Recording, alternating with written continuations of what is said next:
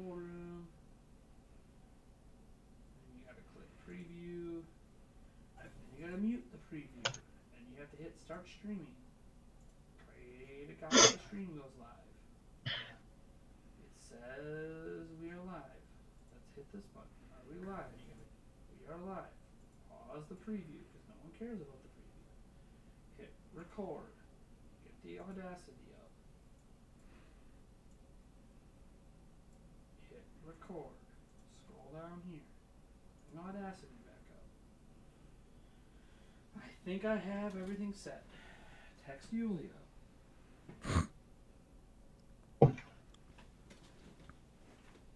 She's home, apparently. Oh, Lord.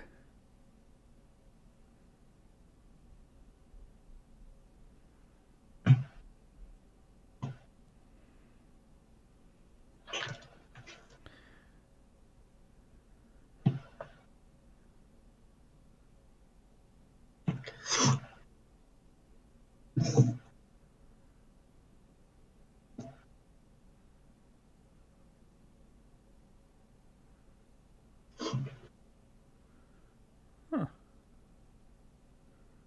That seems a lot easier.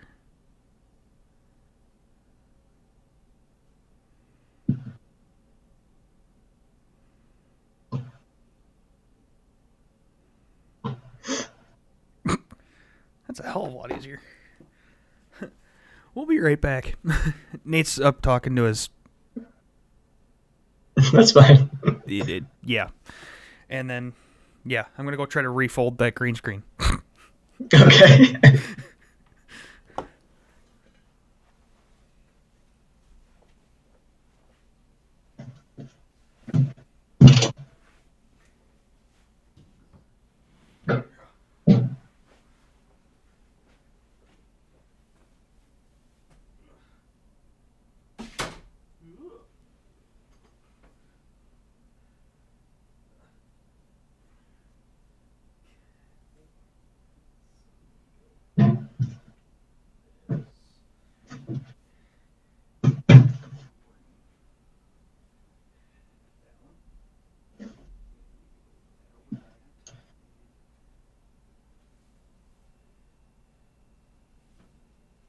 That's not how that...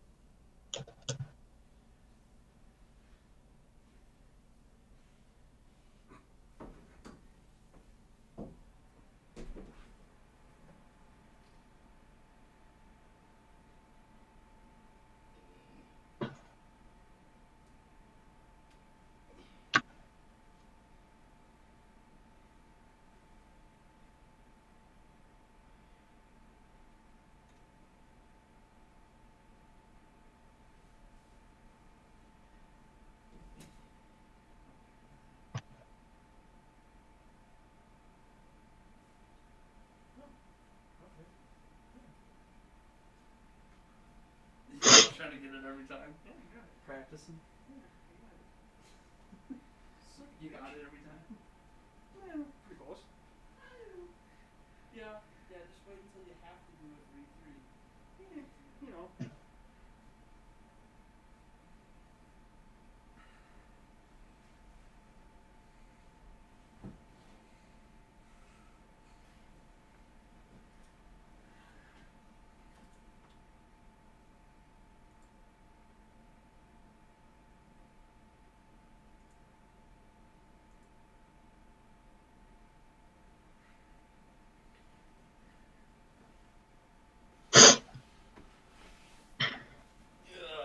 Gosh.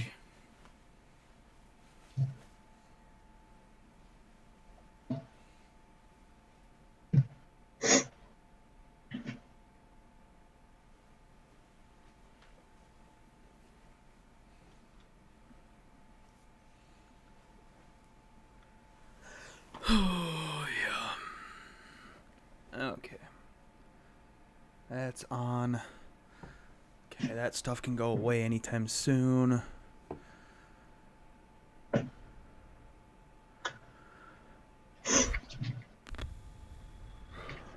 Now we're just waiting for Nate to get back. Hooray. All right.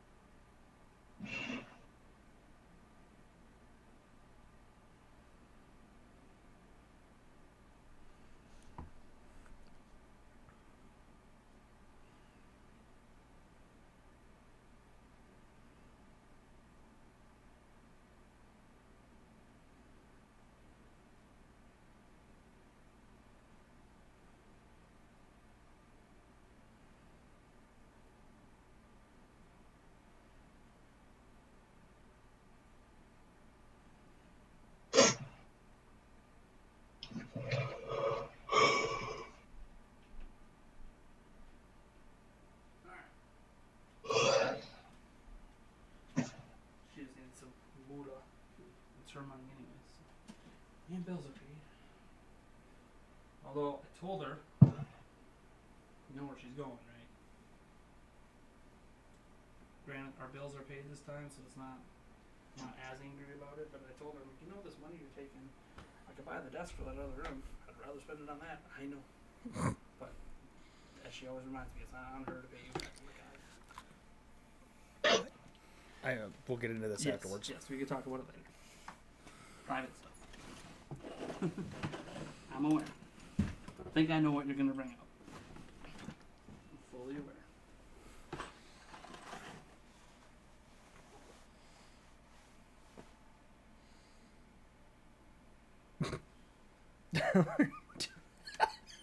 What?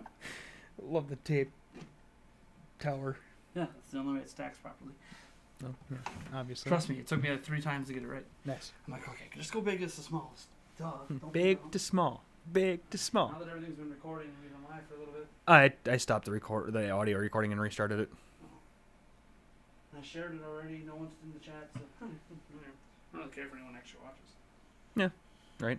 He's texting me now. Oh, just words of friends on Facebook. Because now words of friends works through Facebook. You don't even need an app. All right then. So now, like Yuli and everyone's playing. I'm like, I told you that on the app before. I like the app better than the Facebook thing. Of course. Well, it's Facebook. Of course it does. It's Facebook. Of course it does. Oh, all right.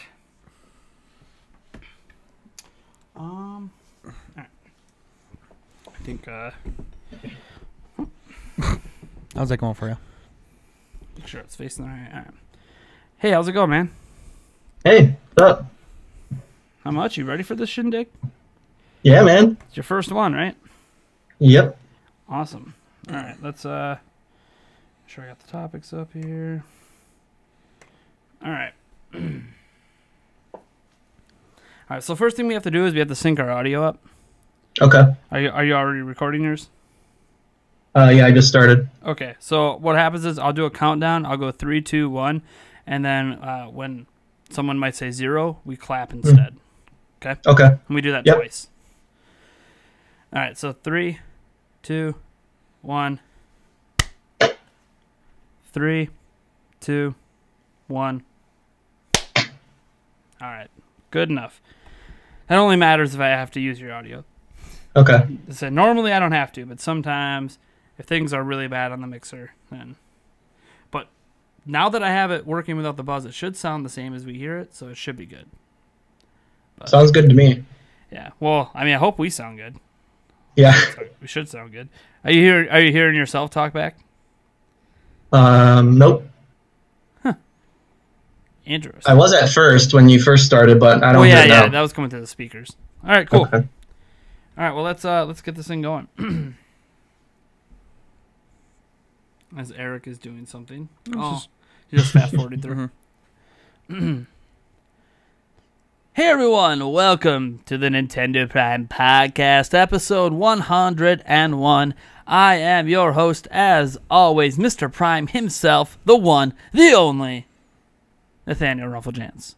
And I am joined to my left and your right by Eric Moore. And we also have a special guest on today, one of our $20 backers on Patreon, Mr. Gamerpon. What's up? All right, so we're going to have a fourth person again. 5J. We're looking at you. 5J, you said you weren't sick. You said you'd be here. 5J. You got some explaining to do to our fans why you don't stream anymore. Anyways, it's okay. Love you, 5J. We'll see you on hopefully next week, maybe. I don't know. Don't worry, you're not the only person to bail. I invited 4 people on today, and all of them bailed except for the patron. So welcome, patron. Yes. Thanks. I appreciate your patronage. Hopefully you have a good time here. Before we do anything else, last week was our 100th episode. It was. So we did a giveaway. We did. And we have the winners. For those who don't know what that giveaway was, or you missed out on it, sucks to be you. Yeah. Because we had 5 winners, which is the most winners we've ever had for a giveaway. Because I've always had 1. So anything more than 1, and we do it the 5. So the reason was, to celebrate our 100th episode, we did a top 5 list of what our top 5 Nintendo Switch exclusive games are so far. And we gave away 5 games. 1 to 5 different people. Not like 5 games per person, 1 game per person. Right. That would be crazy. That would be crazy. I mean, maybe someday I'll have that kind of money, but not right now. So we picked the winners. It was all random through Gleam.io. And the winners are, Eric, you want to read them off? Oh, of course you're going to. Yeah, of course you're reading the abilities. Yeah. First winner, Adam Hamilton. And then we have Anthony Wambach. And then we have Sonny Hanna. And Justin Dale Tucker. And finally, Christopher Banks. All right. Now, all 5 of those people should have gotten an email from me by the time this podcast is live to the public.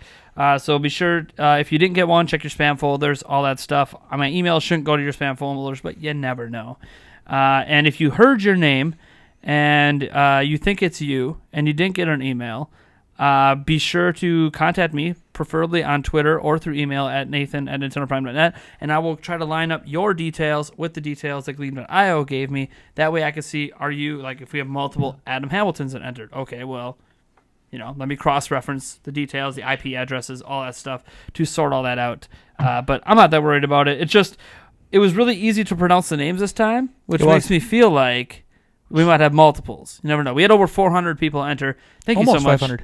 Yeah, almost 500. I don't know. I didn't even know we had. I think you said 492. Yeah, I didn't realize we had 500 people that watched the podcast. So we didn't.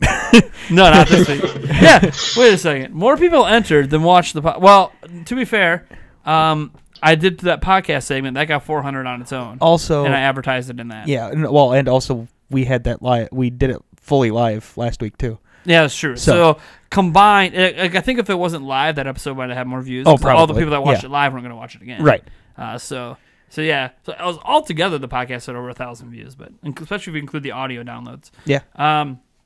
All right. So congratulations, guys. Remember, your prize was a $60 or less game, your choice, for Nintendo Switch. So eShop game could be a physical copy, no special editions. So there you go. Congrats. Enjoy. Whenever the stuff arrives. Enjoy. All right. Shall we get into our first topic? Yeah. I mean, what was... Do it. Eric, what was the biggest thing that happened in Nintendo this week? The Ninty Direct. There was a Direct? Yeah. I guess so. I wrote Nindy Direct. It technically was a showcase. Showcase? But here's the thing. They've called it a Nindy Direct before, and they've called it a Nindy Showcase before, and they've called it a Nindy Highlight before. And they're all basically the same thing. And you search Nindy Direct on YouTube, and that's what comes up. So it works. I think Nintendo knows. They can keep confusing us with the name. They can't just pick something to stick with it. They gotta keep changing it for some reason. I mean, why would you? Like it was an E3 Direct, an E3 Showcase, an E3 digital event. Like... Yeah. Well, pick a name and stick with it, please. Anyways, there was a Nindy Showcase this week, and I don't think my opinion on this showcase is shocking, because when I covered it in Prime News, I'm like, this is better than some Nintendo Directs. In my opinion, it was the best Nindy Showcase they've ever had. Nindy Direct, whatever. But obviously that's going to be personal taste on what games you enjoyed. And the shock value of some of the games there. I was going to say, I also think there's a little bit of a bias in there at the end, but... Yeah, but that's not... Okay, we'll get to that. Yes, I know. My thing is, my logic is this, and I said this at the time, I think, in my live reaction after the fact, was one thing to keep in mind when I make a bold claim like, this Nindy Direct was so good, it's better than some Nintendo Directs. My expectations for a Nindy Direct are not very high. No, that's very true. So, I'm not saying that I overhype myself for Nintendo Directs, but you always have like this in the back of your mind, well, they've done surprise announcements before, or they've done this before. That doesn't mean they're going to do it this time, because they've had duds, but you kind of have that, but something might happen. Like this Direct could be that Direct, right? The yeah-buts. Yeah, so it's always I don't think that this Direct's going to be that, be like the big one, but you never know. You never know. Nintendo doesn't let you know. You just find out. So, and the last Nintendo Direct was actually really good. So I'm not saying that this was better than the last Nintendo Direct, but it's been better than some for me. But again, caveat being that it massively exceeded any expectation I've ever had for an Indie Direct based on the prior ones I've seen, which have had some cool games, but nothing that I looked at it and immediately jumped off my page and said, I'm buying that. And I'm getting it day one. Now, there's one particular game that just automatic bias, but it's actually more than that. Yeah. So, GamerPon. Yeah. What did you think about this Indie Direct? I thought it was really good. I'm really big into indies on Switch, so anytime an Indie Direct comes up, I treat it just like a regular Direct. If I leave with, 3-4 games that I want to buy, then I'm really happy. Like Cuphead especially, like I've been wanting that game so long on Switch. It belongs on Switch. I'm glad it's coming. And I think because of all the rumors, I wasn't as hyped when I saw it, I was a little bit like, yeah, that's awesome. I knew it was coming. But I know we're going to talk about the Zelda thing, so I'll kind of wait to talk about that. But it's all right. That's also, I'm really excited for that too, obviously. So yeah, so obviously the two big announcements were Cuphead, which people did have some form of expectation for. One, apparently there was a one of those data dumps where people were just scouring the eShop in the hacking community, and apparently weeks before it was announced, Cuphead was actually listed. So we never covered it because I didn't notice any news on it, but apparently it was known anyways it was coming. So that made it a little bit less shocking. Plus, we know about all the Microsoft rumors that have been just flying around, Xbox Live and and xCloud, and even though Xbox Live like isn't fully coming to Switch, probably this year, aspects of it are, including achievements from Xbox Live, will be coming to Cuphead in the future, not at launch, but in the future. So there's just been those rumors swirling around. Plus, we had the rumor, I think, earlier this week that there was going to, I think on Sunday is when it happened, that there was going to be a surprise, like a big announcement coming. That was like putting Mario on PlayStation and would not have been possible on a Nintendo platform, a few years ago. Huh. Now, are you talking about that King Zell leak? Yeah, they had the King Zell leak. Okay. So, and the thing is, King Zell's been writing on a bunch of stuff. That's why people are kind of talking about anything he says, because he doesn't usually give specific details. He's very careful in that way, probably because he knows that like if you say it's going to be this, that one, it might give away who his sources are. Right. And two, it's now you're locking it in. You're like, okay, I'm locking this in. Because he never said when it was going to be announced. Now, Cuphead could have been that. But again, as we said, it didn't feel shocking. It felt like this is an exciting announcement. This is a big announcement. But is that at the same level as comparing Mario being on PlayStation? No. Like, it'd have to be, if it's from Microsoft's side, it has to be Halo. If you're going to say Mario to PlayStation, then it's got to be Halo to Switch. Halo to Switch, yes. Like that's why I don't think this Cuphead thing was what he was talking about. And I scoured Reset Error to see if he said anything after Cuphead, and I don't see him saying anything about how this was what he was talking about. Doesn't mean he didn't know about it, but I don't think it needed to be said because it's been rumored and known for a little while. So, Cuphead, big announcement. Yeah. Also, an even bigger announcement is that it runs basically the same as the Xbox version. Nice. The only pitfall, and I saw this on Game Explained today, is that the loading times are significantly higher on Switch.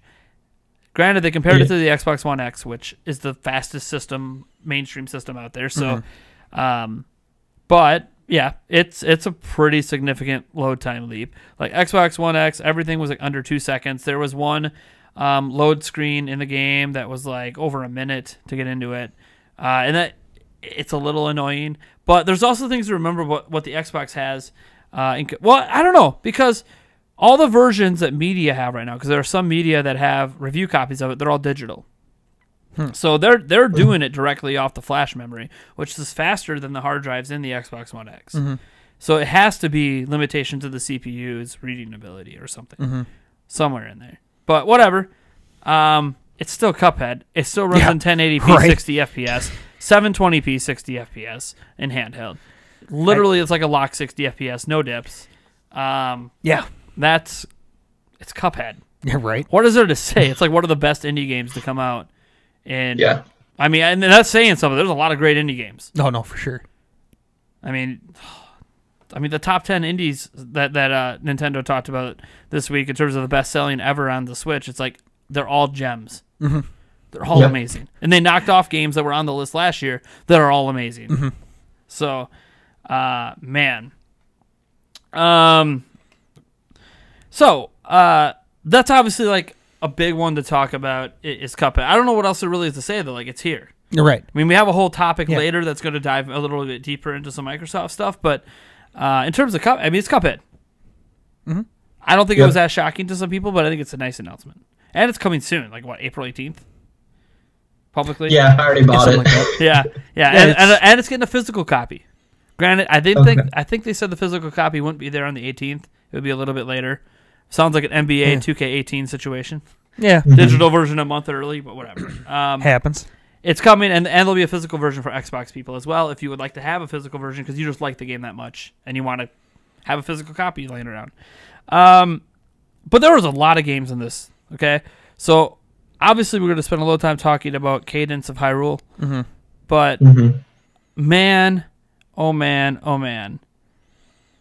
I said in my live reaction that when it started with Cuphead, I was hyped and I was excited, but I remember saying to everyone, it's all downhill from here. Right. Because it can't get better than Cuphead. Right. And by the way, that was a weird introduction. Well, that's how Cuphead I know. But I saw it, I'm like, okay, this is like a 1950s, 1930s style, like, infomercial. Right. I'm just like... You pour the milk at no more than 45 degrees. Well, as soon as it started pouring, and I was like, oh, yeah, wait a second. Yeah. This is Cuphead. Yeah. I'm like, this is Cuphead. Yeah. Because I wasn't sure what it was at first. I'm like, Cuphead, maybe, I don't know. And then when he put the mask on, I was like, wait a second, that was like a boss from Cuphead. Yeah, it's Cuphead. Yeah, but it was just so weird. But I mean, it does. It fit well. Yeah. So there was a lot of other good games. The sad thing is for me right now is I'm having a hard time remembering the name of them. But that's the thing. Like, yes, everything else after that until Cadence of Hyrule felt like a step down, but it didn't like get demonstrably like bad. Right. I think probably the low point for me in that Nitty Direct was when they were doing some of the arcade stuff. I didn't think it all looked great. Right. But like compared to the games they were just talking about, it wasn't necessarily the best. But like there was like my friend Pedro. That's with the banana. Yeah. Yes, I love it. I laughed so hard. That game looks so good, actually. The game looks fantastic. That slowdown and that I don't. It looks like such wonky physics, but who cares? It looks so much fun, right? And just the name, I mean, my friend Pedro, right? Sure. And it's a banana. Sure. I mean, why not? Yeah.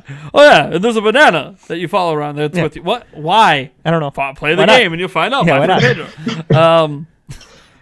But like that game looked really, really good. To me, there is one game out of there that I never knew that I needed until it was shown to me, and that was the Red Lantern. Oh, okay. The game about the Iditarod. Yeah, that game. I didn't know I needed it. I didn't know that. Why are you like hyped for that now? I don't. It just looks awesome. I didn't know that the Iditarod needed a game. But now that I see it, it's like, this looked, it looked good. Yeah, but the premise of it, I think, is what makes it work, right? So, So it seems to be a person who's depressed because the way it's introduced is very somber and very much like they think they're just a garbage person. Yeah. And don't know what to do with themselves. And they heard about the Iditarod and they're like, never done it before, obviously, and have no training. And they just want to do it to see if they can do it. Mm-hmm. And obviously there's a point in the trailer where like the bear pops up and I don't know, I'm assuming you die at that point. Like, or the dogs are the dogs definitely look dead. Yeah. The dogs definitely look dead, but then like you try to get the gun up and the bear stepped on it, it's like, oh yeah, you're dead. Yeah. But because it's like a survival thing, right? Like that's what a Iditarod race is more. It's not like people are dying all the time on it. It happens. But the point of it, like it says in the game, is kind of like it is in real life. It's not really about who gets first. There is pride, obviously, in getting first, but it's about completing it because most people that start it don't finish it. Right. And there's been movies, like even cartoon movies on it before. But yeah, and it is really dangerous. That's why people end up quitting eventually because it's harsh weather and it's just harsh conditions. Yeah. Wild animals. Wild animals riding on cliff sides. There's a lot of, bad stuff going on, but there's a lot of pride in finishing it because a lot of people, at least from what I read, only do it like once. But there's always people that yearly compete in it and stuff like that and want to get further and further and further. So my thing is yes, I like that's like the premise, but the premise for me felt like more of a self-discovery. More so than really about the race. The race is just a secondary The race thing. is like, we just need to complete this for myself so I can discover something about myself. And it's that act of discovery. No, I get that. That act of discovery, that's what intrigued me because, I mean, we just came off a week, I don't know if you were aware. Yeah. We came off a week where Beat 'em Ups did a live stream and raised $42,000 for a bunch of depression stuff. Both research and actually helping people who currently have it.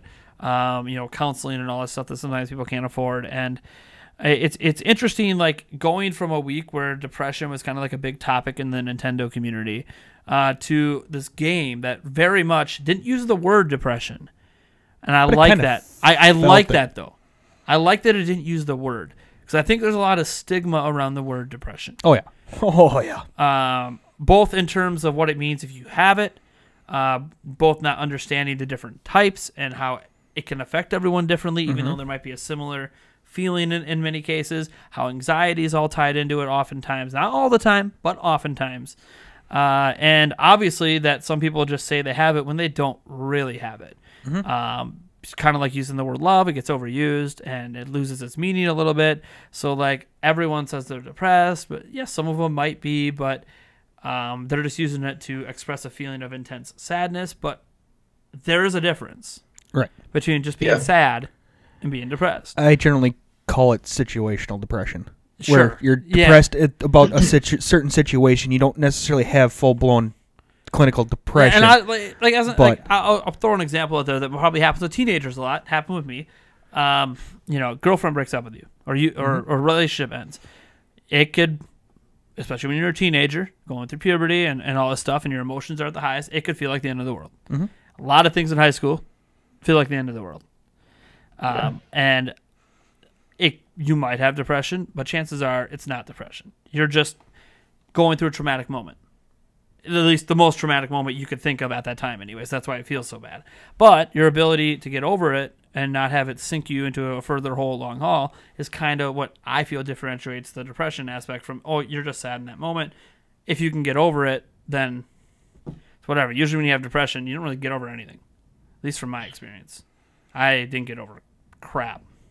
I have days where I wonder if I still have depression. But then I remind myself what it was really like and what it really felt like. Mm-hmm. And then I'm like, no, I'm not at that moment where like, there's still things about it. There's still aspects about it that I don't know if anyone ever truly fully gets over it, but I've got where I can handle it. It's I still think I'm a piece of crap. I still think I'm a failure at life. I think I fail my kids. I think I fail my fiance. I fail myself. I fail you guys at this channel. And you guys would be like, oh, you're fine. I understand that. I realize things aren't as bad as I think in my head, but you can't help but think it anyways. It's kind of like what Beat 'em Up said during his live stream about even for him, like how he's kind of, his wife or whatever kind of helped him get over it, and he's still, obviously there's aspects of it where you always feel like you're a failure, but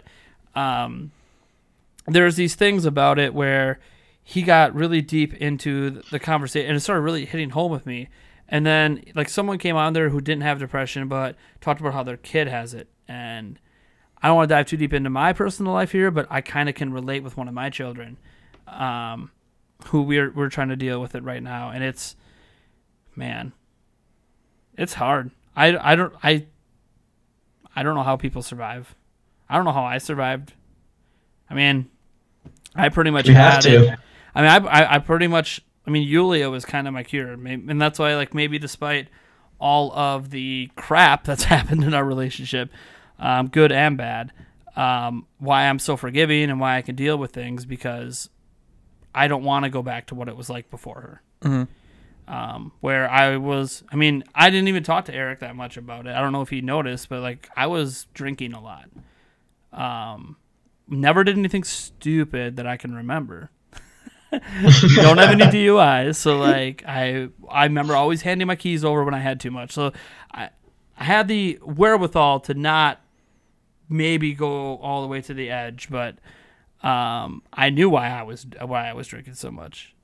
I wasn't always fun, but it made me stop thinking about stuff. Mm-hmm.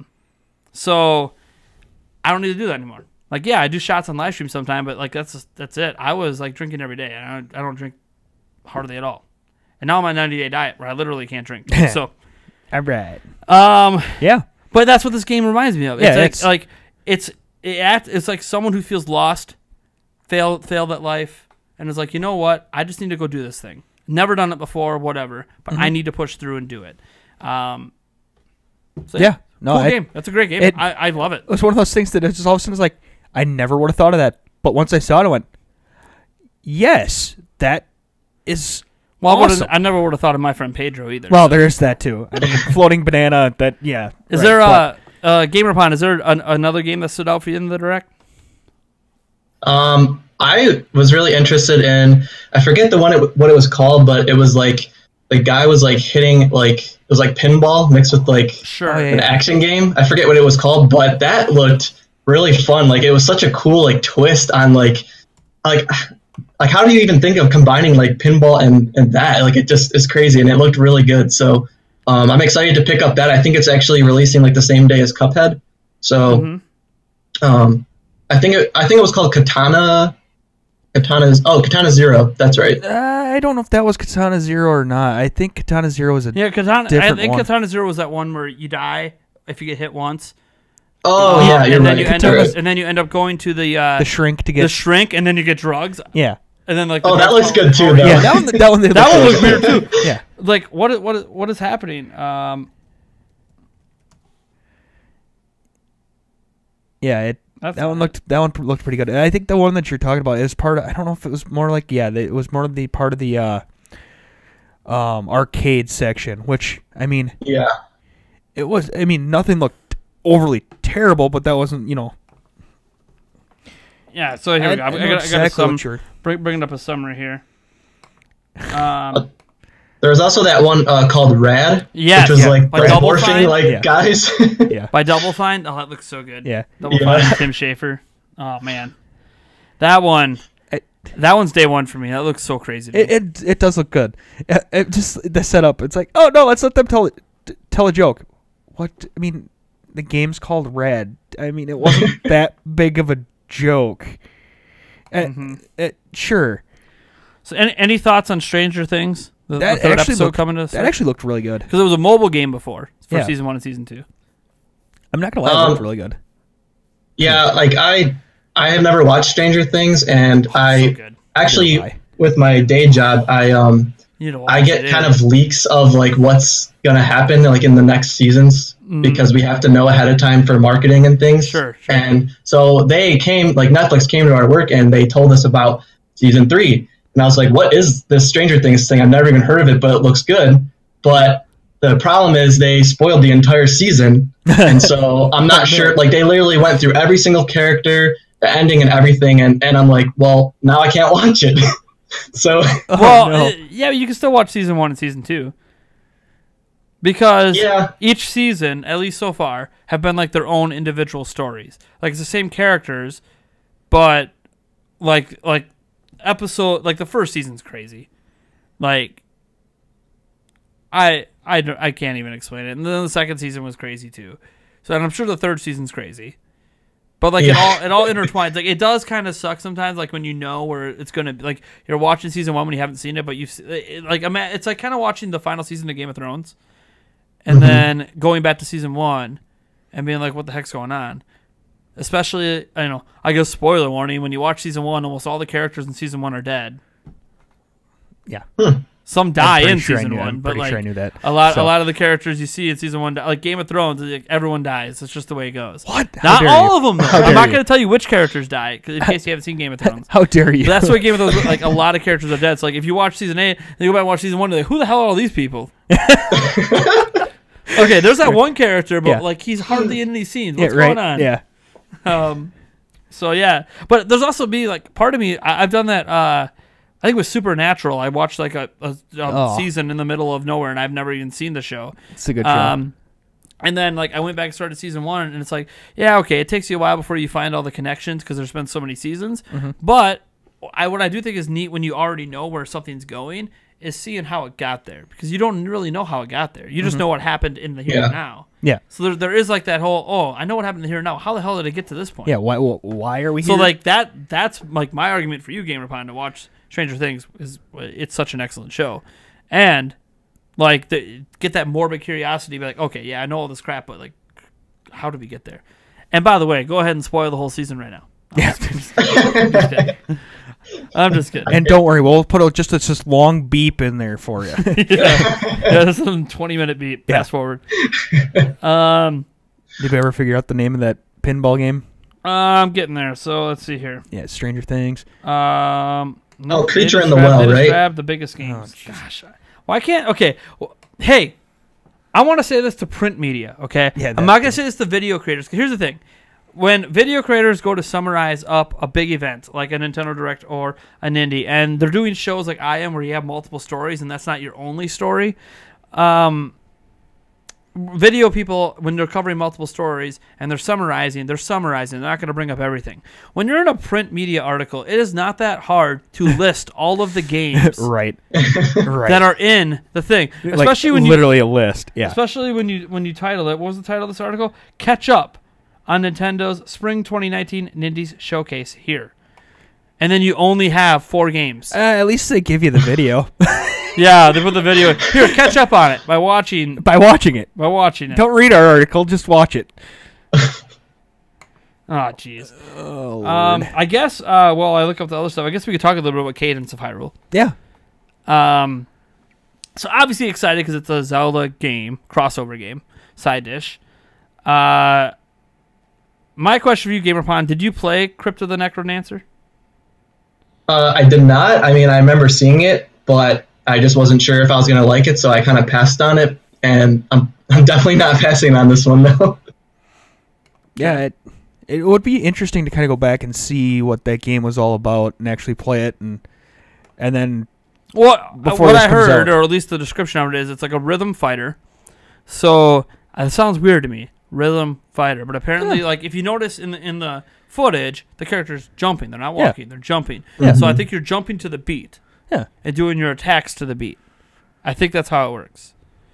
And The so closer you you are can't to- move in between beats or whatever it is. or the closer right? you are to the actual beat of it, the better your attack is, or something. Maybe I have don't know. no That'd idea. be- And I've played rhythm games, just never rhythm combat games like this. So It sounds honestly, that sounds like a fantastic idea. well, and the music, the remix song they had in there was awesome. Heck, they Oh, took yeah. Breath of the Wild, the Breath of the Wild version of Lionel's, and put him in the 2D. yes, I know. I saw that. I was like, yes, that's awesome. I'm like, really? Lionel's have been around, but you had to take the Breath of the Wild version? Okay, Yeah, and it was gold, so it was Well, the golden yeah. Lionel. Of course, it was. yeah. Yeah, I mean, I guess one of the biggest standout things for me, outside of just how crazy it is, that it's even a thing, is Zelda's playable. Yeah, that's Yeah. That is kind of I was trying to think back, like all the times Zelda's been playable. CDI games, Zelda's Yeah. Adventure, and then there was Hyrule Warriors, and I couldn't think of another time. I literally can't think of another time Zelda was playable. Oh, I mean, if If you want to get technical, it's not 100%, but you could count Spirit Tracks because Zelda embodies the Phantom that you can draw a path for. So you can count that as control if you want, because you have some control, because she's basically like Navi in that game. oh god, So Yeah. Navi just did whatever the Yeah. hell she wanted. yeah. I mean, Okay, here we go. if you want to actually get a little bit away from the actual Zelda games, I mean, she's playable in in Smash. Oh, there you go. Hey, she is though. She is. That is a playable appearance. So, to me, that Small handful. yeah, and it just looks so good. Yeah, it does. And I think the craziest thing about this, and I mentioned this in my summary, was it's a crossover game with an indie title. Yeah. Nintendo trusted Zelda to an indie studio. That's crazy. This is like never happened with major first parties. Yeah. I don't. How? Why? Right. I love it. Like Yeah, if I thought anything was going to be shared to be Mario, since Mario does everything. Yeah. Right. But Zelda? Like, we already have Link's Awakening coming. Now we have this. Yeah. Next thing you know, at E3, they're going to announce the next 3D, like, major, the Breath of the Wild sequel. Yeah. And I'm going to be like, what the hell is going on? Holy Zelda. What the hell is going on?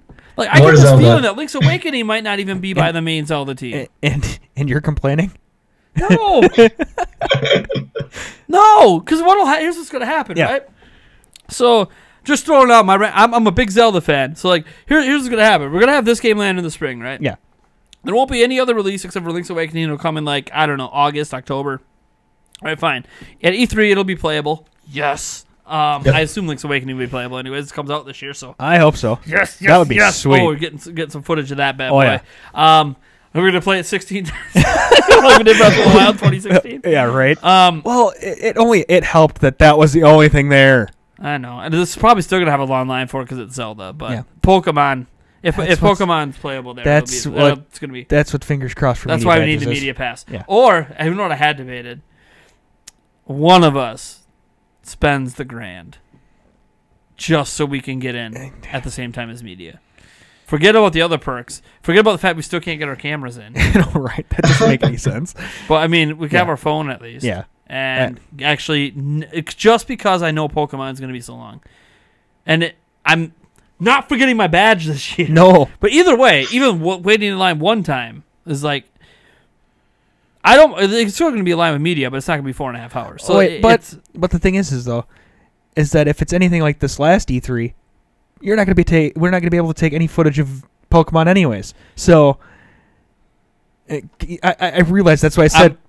I mean, Nintendo, this is why you're not going to like me, but I'm going to be wearing a pocketed shirt with my phone for a reason. Yeah. Just conveniently turn backwards. Is that thing recording? I don't know what you're talking about. Yeah, right. What thing? What thing? Can you stop sexually harassing me, please? Yeah, right. I'll make him back off in a hurry. Yeah, right. Right. Anyways. No, oh, boy. Yeah, like, this game. Okay, so that in the spring, Link's Awakening. And then at E3, they're like, oh, hey, by the way, don't worry. You think we just have 2D Zelda coming? Breath of the Wild sequel's coming 2020. Yeah, right. And you're just like, huh? What? And then they just show like a quick teaser or whatever's going on. Maybe the champions are all alive, so it's a prequel or something. Yeah, right, I don't know, something right, crazy. And you're just like, what is happening? Okay, fine, cool. And you're just like, all right, that's it, right? They can't announce any more Zelda. Then they have the fall Nintendo Direct, where they're like, look, we're not going to talk about that Zelda game because it's still like a year off. Might be 2, who knows? But hey, you know what's also coming? The most popular Musou game of all time is coming back with Hyrule Warriors 2. That to me is my perfect year for Zelda. Only encapsulated if they come back next year at E3, and as they're talking about the new Zelda game, they're like, oh, by the way, we also have a brand new top-down Zelda game that isn't a remake. Lord. Yes.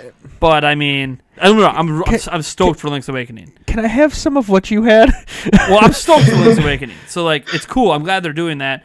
My only concern with it is that it's just going to mean that we're only going to get top-down in that way with remakes and remasters. I'm hoping that's not the case. You know how they could even top it again? Come back in 2021 and announce a Zelda Dungeon Maker. Oh man, that would be awesome. Like, fine, look, you're not going to do any top-down Zeldas anymore. Fine, you better be like Mario and give me the ability to make it myself. Right. Man, I know. That would be so cool. I will forgive you. You don't need to do top-down anymore if you just let me do it myself.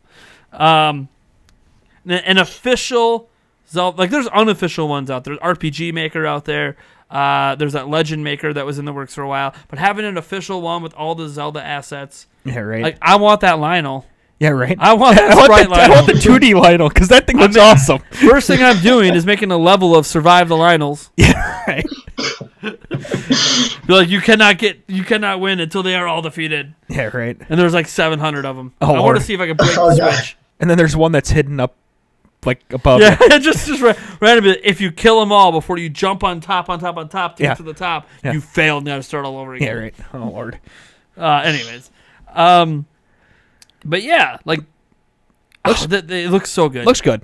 Like, let me tell you, if I love this, I'll probably end up picking up the original. Yeah.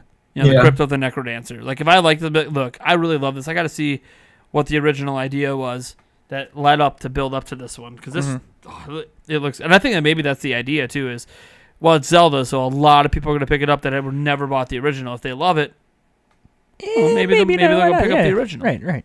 I mean, even if like the game isn't good, like even if like I know the music's going to be good, like having that like Telltale Heights like remix in the trailer was amazing. Like, I love that song. That was good. They did that Shadow Drop, a Blaster Master 02. Yeah. Oh yeah. Blaster Master is fantastic. So that was nice seeing a little Shadow Drop of that for $10. Let me see here. Oh god, the Neo Cab. That one was interesting. Oh, Neo Cab. It's like Uber the game. But it looked good. Are we? Like, when you think of, you know what a game should be built around? Be an Uber. Is this the updated Crazy Taxi? No. It's like a story, and like you're trying to find your friend, and like there's these people that know about you, and they're trying to, like, you don't want to get caught, but you make money by cabbing people around, hence the cab name. It's like, so you're like an underground Uber driver. Gotcha.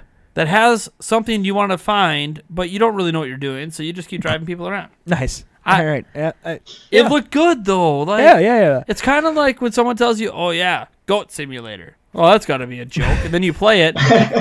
It is a joke, but it's a joke that is so much fun to play. You wouldn't think, like, I get to be a goat. Yes. Why would that be fun? Play the game and you'll find out. Wait, where was Untitled Goose Game? Why didn't they show that? Okay, I know why that wasn't shown. No. Because they showed it the day before at GDC. So there's actually like that. 3 hours of footage from GDC of Untitled Goose Game. Oh, I didn't even see that. Yeah, I thought about talking about it just because like it's coming to Switch, but I'm like, but it wasn't in the Indie Direct, and this is an Indie Direct. Untitled Goose Game. God, I did happen to see. I had to pause. I was watching this at work, and I paused it because one of the studios was called Crunching Koalas, and it was freaking fantastic. I'm like, you've got to be kidding me! That is one of the greatest names for a dev studio ever, or a producing studio. Either way. You know what game? I forgot to mention this in the summary because I couldn't remember the name of it at the time, and I don't know if it's going to be good. But Pine. So. Oh yeah. The thing about Pine is I think personally, and I think for a lot of people, it's not going to feel like a good game. Because it is an action-adventure, open-world-esque game. Lots of Breath of the Wild vibes and stuff that. But the thing is, you just know subconsciously it's an indie studio. Yeah. You can see the animations are a little rough in places.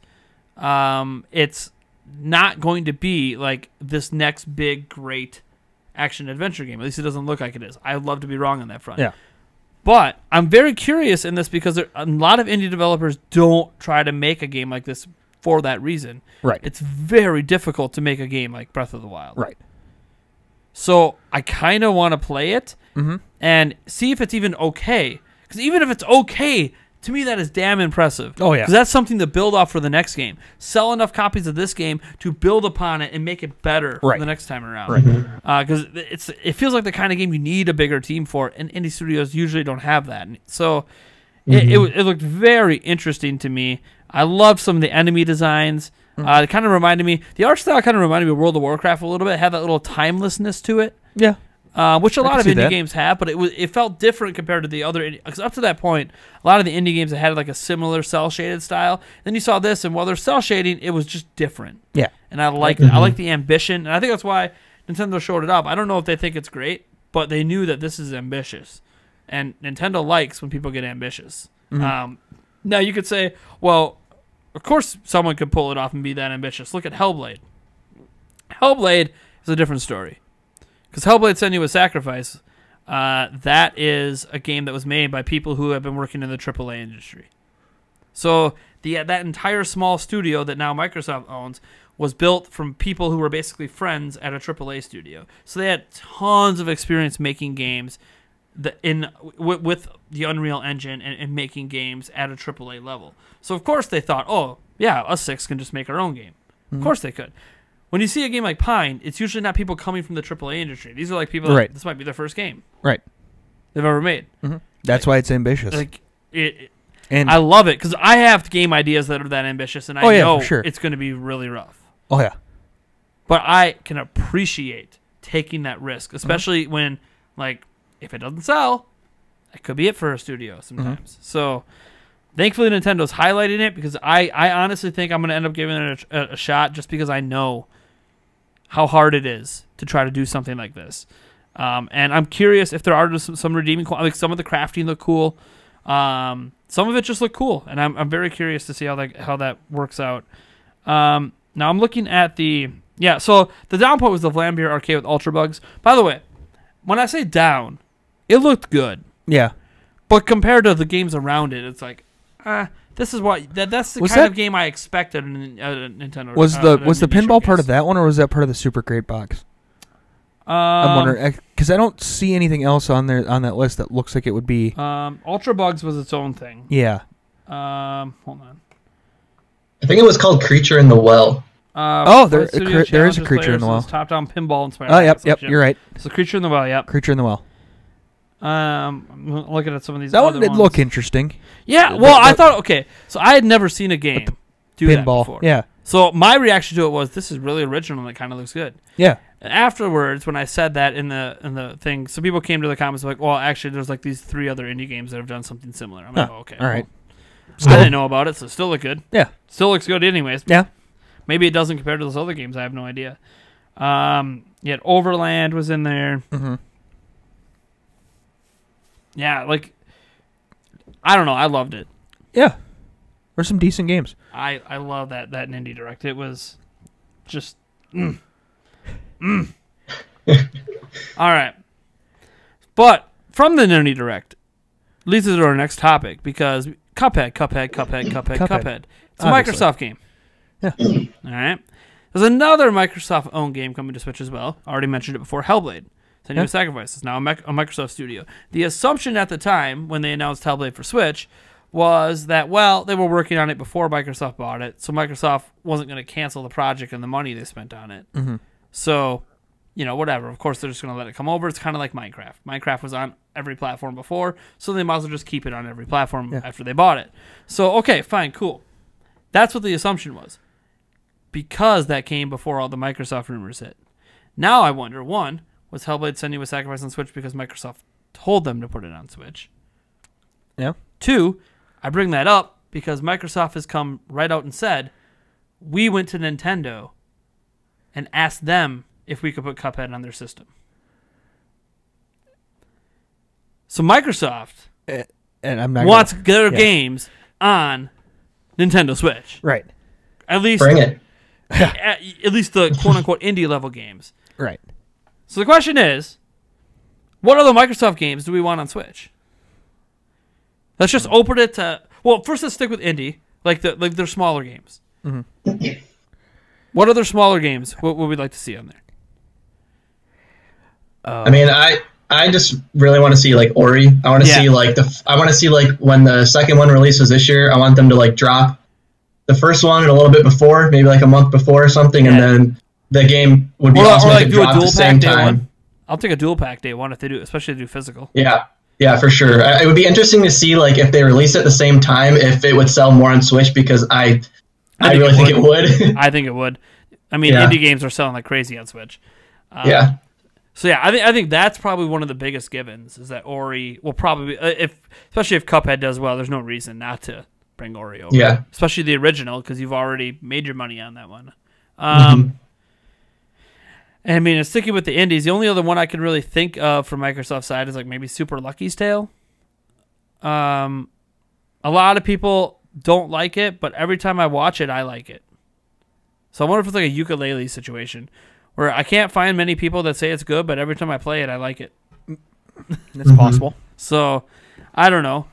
It's tough because it's one of those. It's an old school 3D platformer, and the things people hate about it are the fact that it's a 3D platformer. Old school 3D platformer. That's made in the old school ways and not in the new school ways. Yeah. It's like, well, you just didn't grow up in that era, I guess. And that's the way gaming why I was. like it. That's why I like it. I like it. So I think that's a given.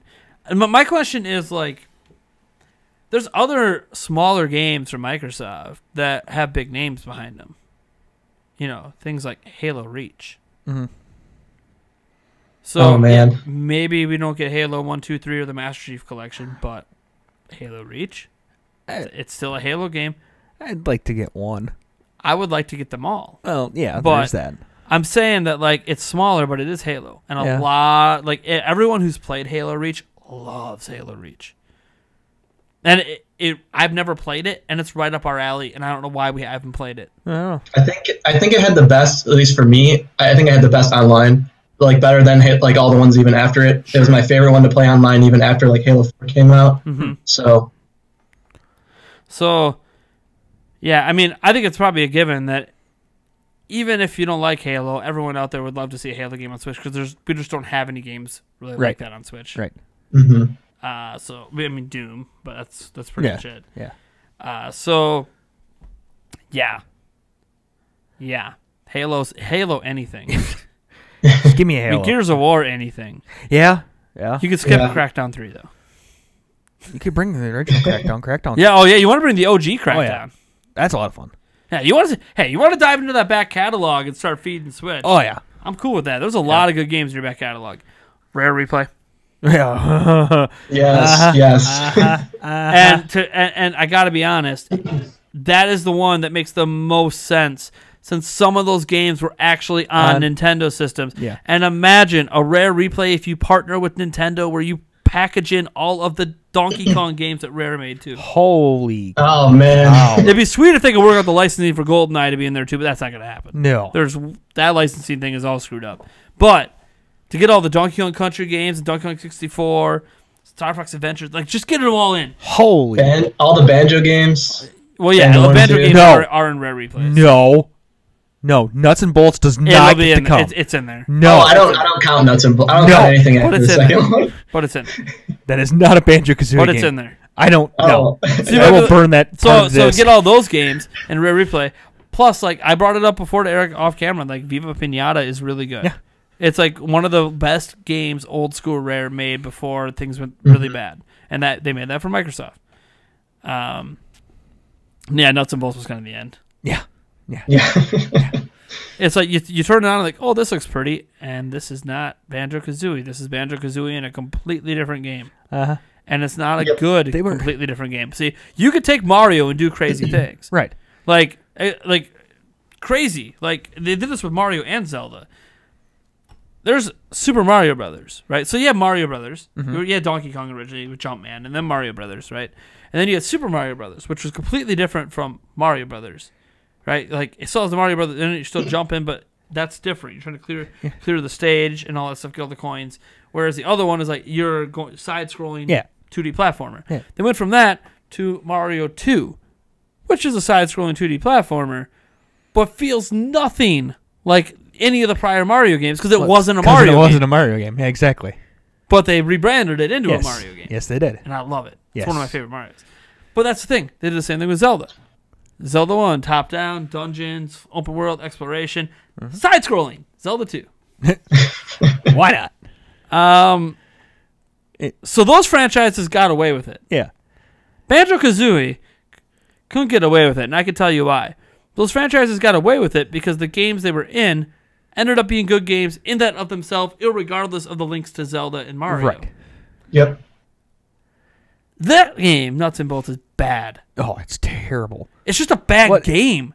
Forget the disappointment that it's not what we wanted it to be. From what I heard, they just had a game, and they just basically Banjo-Kazooie was a hot name at the time, so they basically just tossed them in there to try to see if they could sell the game. I'm pretty sure that's, if I remember correctly, that's what it kind of was. It's been a while since I've looked that up, but speaking of Rare, yeah, I'm going to throw one out there that I think is extremely unlikely, but I would love to see it. Sea of Thieves. yeah. Think it's really unlikely. Brand new. It is not like brand spanking new, but here's the thing. Sea of Thieves didn't review well, okay? It's an always online game. It's an MMO for all intents and purposes. And as of today, if you go and you start Sea of Thieves today, it'll feel like almost a completely different game than it was at launch. Because now there's content. Oh. That was what was missing, was content. There's tons and tons and tons of content, tons of endgame stuff. It's awesome. And that's why it's been kind of blowing up with streams. There's a lot of Twitch streamers that are starting to get tens and thousands of hundreds of thousands of views on their videos of playing Sea of Thieves now because it is that good now. It just took a while to get there. And it actually, oddly enough, you can kind of compare it to Fortnite. Mm-hmm. Fortnite wasn't a Battle Royale game. It's actually a game that's been out before. And it did not do well.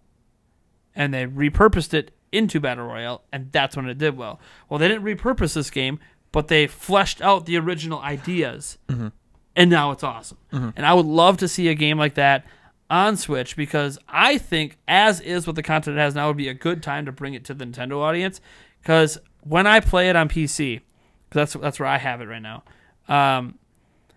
my gosh, there is some old school Rare charm in there. Oh, yeah? Some of the jokes. I mean, just think about this. Think about this, okay? It's like a cartoon-styled pirate game where you can drink too much and puke on people and piss on people. And what does that remind you of? All right. Yeah.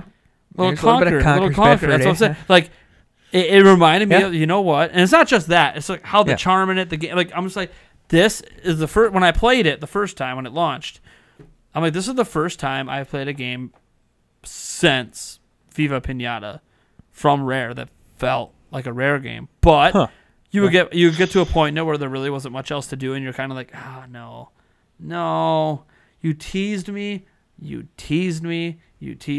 then you ripped my heart out. Yeah, because you made me feel that Rare is back, and then nope, it was just like a glorified demo. Damn it. Yeah. But now it's not that way anymore. So, if you've never played it, that's why I think now would be a good time to bring it over. Yeah. Especially if you drop it after a Rare replay. Right. Because now you got everyone thinking about Rare again, and then you're like, oh, by the way, you want Rare's new hit? Yeah, right. Boom. Here you go. Granted, my ideology here, and I'm very curious on this. We know Microsoft's launching a cloud streaming service. Mm-hmm. And they're going to have a traditional box. There actually was a leak now. Well, we've known for a while that they're going to be trying to test out a digital-only box. So they're releasing a version of the Xbox One S, for those who don't know, that doesn't have a disk drive. And I guess they're doing this in May, sometime in May. Sure. Hasn't been officially announced yet, but there's a lot of stuff going around about it. And the idea is I don't think they expect it to sell well, but I think they want to see how it's accepted in the marketplace and how it sells from now until they announce the next system in comparison to the OG Xbox One S. That's going to be a little bit more expensive because it has a disk drive. So since this will be the cheapest version of the Xbox, but it has no disk drive, are people willing to sacrifice the disk drive for a cheaper system? And I think Microsoft's exploring that because rumor has it that there's going to be multiple SKUs for their next-gen Xbox, and one of those SKUs would be a diskless one. But they might not want to bring it to market unless they know the market will accept a diskless Xbox. Yeah. Yeah. It's a cost-saving measure. Right. The thing is, it's a cost-saving measure that makes the console cheaper, and what it does do, and what benefits Microsoft, it forces you to buy all your games from the Microsoft Store on Xbox. Right. And the thing is it's not like the disk drives are really used for a whole lot more any day. Well, but here's the thing. It's a big deal. But here's the thing. I know that, like, for us, in my back of my mind, I'm thinking of Xbox and PlayStation 4. It's like, yeah, it's just like PC. You're just buying an install disc. But here's the thing. It's still physical. It still has resale value. And without a disc drive, you are literally telling consumers, we don't care about physical games anymore. Right. So that's, I think, what Microsoft is testing the waters with. They want to be like, can we really get away with that? Right. No, that makes sense. If all we offer is a diskless next-gen box and a streaming service, it get rid of physical. Yeah. I think they might just be handing things back to PlayStation again if they do that. Because there's going to be a lot of traditionalists. They're going to be like, you take my physical away? No. Yeah. You want to DRM this? No. Oh, wait. We already tried that. Yeah, I wonder what Sony's video for it might be like. Because, like, when they trashed Xbox originally, like the Xbox One, like, oh, because there was all this confusion over Xbox and how it was going to be like DRM and like really hard to share games and all this stuff. And so, like, they did that video like, here's how you share games on PlayStation 4. And then they just handed the game over, which was just, okay, so you share it like you always do. It's not really news. Yeah. But, like, they were trolling Xbox. Yeah. And my thing is, like, what would they do to troll Xbox if Xbox didn't have a disc in their next-gen system? Or it'd be like, well, here's what you do to share games with your friend. And then hand the disc over, whereas on Xbox, they'll show, like, a download bar or whatever. Yeah. And I'll be like, okay, now put the disc in the system. Yeah. Or hand the console to your friend. Yeah, hand the console to them. But my thing would be like, if they try to troll them that way, I'd be like, okay, but now put the disc in the system. Yeah. Oh, look, there's an install bar instead of a download bar. Oh, and by the way, when that install finishes, then there's a download bar to download the day one update. Yeah, oh, right. Whereas, if you technically buy digitally, it's all included together. Right. No, it's not going to be that. This is how you sell a game. You know, Microsoft could easily fire back though too, because one advantage of all digital is once everything's installed, it's really quick to swap between games. So it could be like, here's how you change between games on a PlayStation 4. Hit the eject button, pull it out, put it away, grab a new disc, put it in. Oh crap, I put it in upside down. Eject. Yeah, it's stuck. Right. And then like, here's how you change games on Xbox. Home button, click. Yeah, right. I don't know that it could be trolled as easily. Yeah. Unless they want to talk about resale value. Right. I guess the only thing that Sony could really. This is how you sell a game. Or maybe Sony will do like the fast forward 100 years in the future thing. Yeah. Like, oh, oh man, you have one of those old school Xboxes, the way of the dinosaurs. Yeah. Oh man, does that thing even work anymore? Yeah, man, it turns on, but there's no servers, so I can't play anything. Yeah. You're like, oh man, I still got my PS X5. Yeah. Right. And got this dusty disc here. Let me stick that in and see if it still works. Right. Yeah, until you realize that required update, servers down. Yeah. Right. Right. Oh man, the way gaming's going already, it kind of feels like a digital-only box is just a natural evolution. That happened with PC, right? Like, who buys PCs with disk drives anymore? Right. Like, there's no disk drive on this laptop. Right. The only problem, well, one of the major problems with digital-only is that there are certain parts of this country that do not have the internet capabilities to download some of these big games. They do, because you could download it on dial-up. It's not a capability. Right. It's data caps. Right. Data caps Right. are a big thing with downloads. Right. Is that still a thing? Like data caps? Yeah. Oh yeah. Oh, I don't have a data. Yeah, I haven't had a data cap in a There long are time. certain A parts of the lot country. of people don't. Like, if you have cable internet, generally you do not have data caps. But if Okay. there are people that get their internet through their cell phone providers, and they have data caps, Oh, yeah. a lot of people do that because it's cheaper. Right. Like, if you already, as an example, like me, I have Verizon. I can have Verizon internet in my house, but it will basically be just turning 4G LTE Right. into a usable signal in my house. And then you have the And then even if you have unlimited data, now, like, some You people still are have like, the- "Oh, I have Verizon and I have fiber." Yes, Verizon has a traditional, like, service too, but only in select areas. right. So And- a lot of people get their internet because they're like, "Why? If I have internet on my phone already, why would I pay for more internet? I'll Right, just pay right. like $20 and have it in my house." But then they're like, "Oh, but you only get 15 gigs a month. Oh, well, can I watch Netflix every day with that?" Sure, you can. Oh, okay. Yeah. But also, even if you do have the unlimited data, you still only get, what is it, 21? Well, that's with Verizon. I think it's 22 if you have the big package for Yeah, unlimited. We're like you're unlimited, but then you hit your 22, and then you still have internet, but it's really slow. You get 3G instead of 4G. So yeah, caps still exist, but here's my thing. I realize that caps still exist, but how does gaming work now? If you buy a game at the store, you already have to download several gigs and updates. That's very true. So my thing is, the way that gaming works, you already need basically an uncapped internet connection to even game today, unless you're playing on Switch. And even then, some Switch games that you put the cartridge in will say requires update. So we're already living in an era where gaming is kind of already getting restricted traditionally to you need to have not necessarily a great internet connection, but an uncapped one. It's kind of sad that you can't just buy a game and have basically the whole game to a certain extent. Well, yeah. I mean, that's true in general. That's the way gaming's just gone. On Switch, it's a bit better because there are tons of games that even if there is an update, it'll give you an option to start the game instead, and you can just play whatever's on the cartridge. Right. And that's why people think that Switch is like one of the last bastions of that, because when the servers are down for Xbox One and PlayStation 4, and those games that require updates, if you haven't already got the updates, or you wipe your hard drive, you try to reinstall them, it might not launch. Your SOL. It might not launch. It might still launch. Potentially, you can install it the disc, and maybe that's enough. But if it's one of those games where the game wasn't finished on the disc, Yeah, that's the biggest thing that peeves me. so like when Breath of the Wild went out, like it was playable day one. You need a patch. Right. Now, were there optional patches you could get, but they were always optional.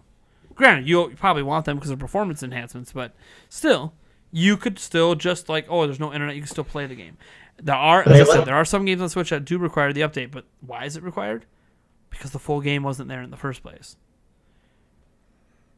I mean, what's gonna happen like next gen when like is every game gonna come with like 2 Blu-ray discs that are like dual layered? Like how are they gonna like? Well, these no, games are they're just get gonna bigger. they're gonna. Well, one, they've already came up with like Blu-ray technology that lets the disc be bigger, but the thing is that what they're going to do is they're just going to do what's already happening. If there's not enough room, require download day one. Oh yeah. They're going to Doom it. Yeah. Doom 2016 on Switch. Yeah. You want to play multiplayer? You got to download it. It's not on the cartridge. It's 9 gigs of download to play multiplayer. Yeah. Jeez. I don't know. That's one of those kind of my pet peeves is day one content downloads. It's like I understand the content or concept of having to ship dates and creation and stuff like that. You have to get things to market. I understand that. But it's like if the game's not complete, why are you selling it? Because people pay money. That's the problem. Yep. Well, it's not just so that's the logic that people will buy it anyways. But it's also because everything is on such deadlines now. That sometimes you're just going to ship what your publisher will be like, we're not giving you any more money, so you either ship what you have and fix it as the money rolls in, or you ship nothing. Yeah. Yeah, I don't know. It just and drives you're all me out nuts. of a job. Like EA. Yeah. Does the studios like, oh, this product's not where we want it to be? Yeah, your studio's closed. Right. That's the risk. That's right. why they just get unfinished games. They get like Sea of Thieves, unfinished game, finish it later. And the thing is, Nintendo's not immune to this. They did it with Splatoon. Mm-hmm. Now Splatoon 2, it felt like was purposeful, and I feel like they did have a content strategy with the original Splatoon that to keep it relevant longer. I don't mind adding modes and stuff over time, right? But it needs to have enough content at launch to feel like it was worth it. And Splatoon, right, admittedly at launch on Wii U, as great as the gameplay was, felt lacking in content. Mm-hmm. And they fixed it later. Yes, it was free, but still. It's one of those things that you see some of these DLCs and stuff like that come out like a month, 2 months after the game comes out, and you're like, you guys had that ready. You basically cut that from the game just to create DLC. Pretty much. You seriously... Really? Yeah. Yeah, that's piecemealing. Yeah. That's it's dumb what we cut it out. So we have day one DLC that you can buy and make more money off of. Yeah. All right, let's get to the next one here. There's a rumor floating out there from DigiTimes that Nintendo is currently looking into making a phone. Now, this is not the first time Nintendo has done this. They have patents out there dating back, I think, to 2003 with some sort of flip phone with a Yoshi game on it. So, Nintendo, and they've renewed that patent a few times, too. I think it's even active right now. So, Nintendo has looked into making a Nintendo phone before. It's just factually there. It's there in their patents if you want to look it up. It's at least something they've talked about. So, we know they've talked about it before. DigiTimes is saying it's being talked about again. The question is, what the hell do we want Nintendo to make a phone for? What would be the purpose of it? Why? How could this be different from any other phone out there? Yeah, I don't know. I mean, I'm not interested probably because I just want everything on my Switch now, Yeah, and Sony tried it. They did a slider phone with controls. It bombed. They tried doing the slider thing again with PSP Go. It bombed. Yeah. All Android phones these days are basically the same, at least on the high end. As long as you get the latest, Snapdragon processor or whatever, all the phones are basically the same. I mean, there are differences, of course. Obviously, I have the Note 9, so I have a stylus thing. But there's these little gimmicks here and there, better cameras, this and that. But in general, the base phone's the same. That's why apps in the store just work on everything. Mm-hmm. I have an idea. What's your idea? What if one of the newest Switches is actually a phone? One of the new Switch revs is actually a phone.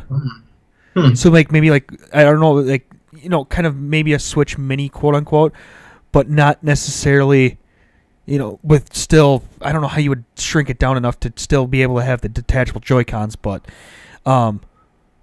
if you basically turn, who care? You basically turn your Switch into a phone. Or you add phone capabilities to your Switch. Well, it's a decent. I mean, without the Joy-Cons, they're not much. The Switch itself isn't that much bigger than. Imagine that the Switch Mini is this, right? It's a phone. Yeah. So it doesn't use your current Joy-Cons, but there's new smaller ones that slide on. Yeah. Or the rail system's kind of redesigned on it to even grab the old bigger ones if you want to use them. Mm-hmm. Or maybe it's like a phone that comes with a case that has that ability to slide them on. Yeah. Maybe we have to buy it to do but voice you know what chat. a lot of people say? Then if that's the case, why don't you just make a peripheral for existing phones? Why do we have to buy a Nintendo branded one when you could just make your stuff compatible with current phones? They use Bluetooth. Yeah, I know.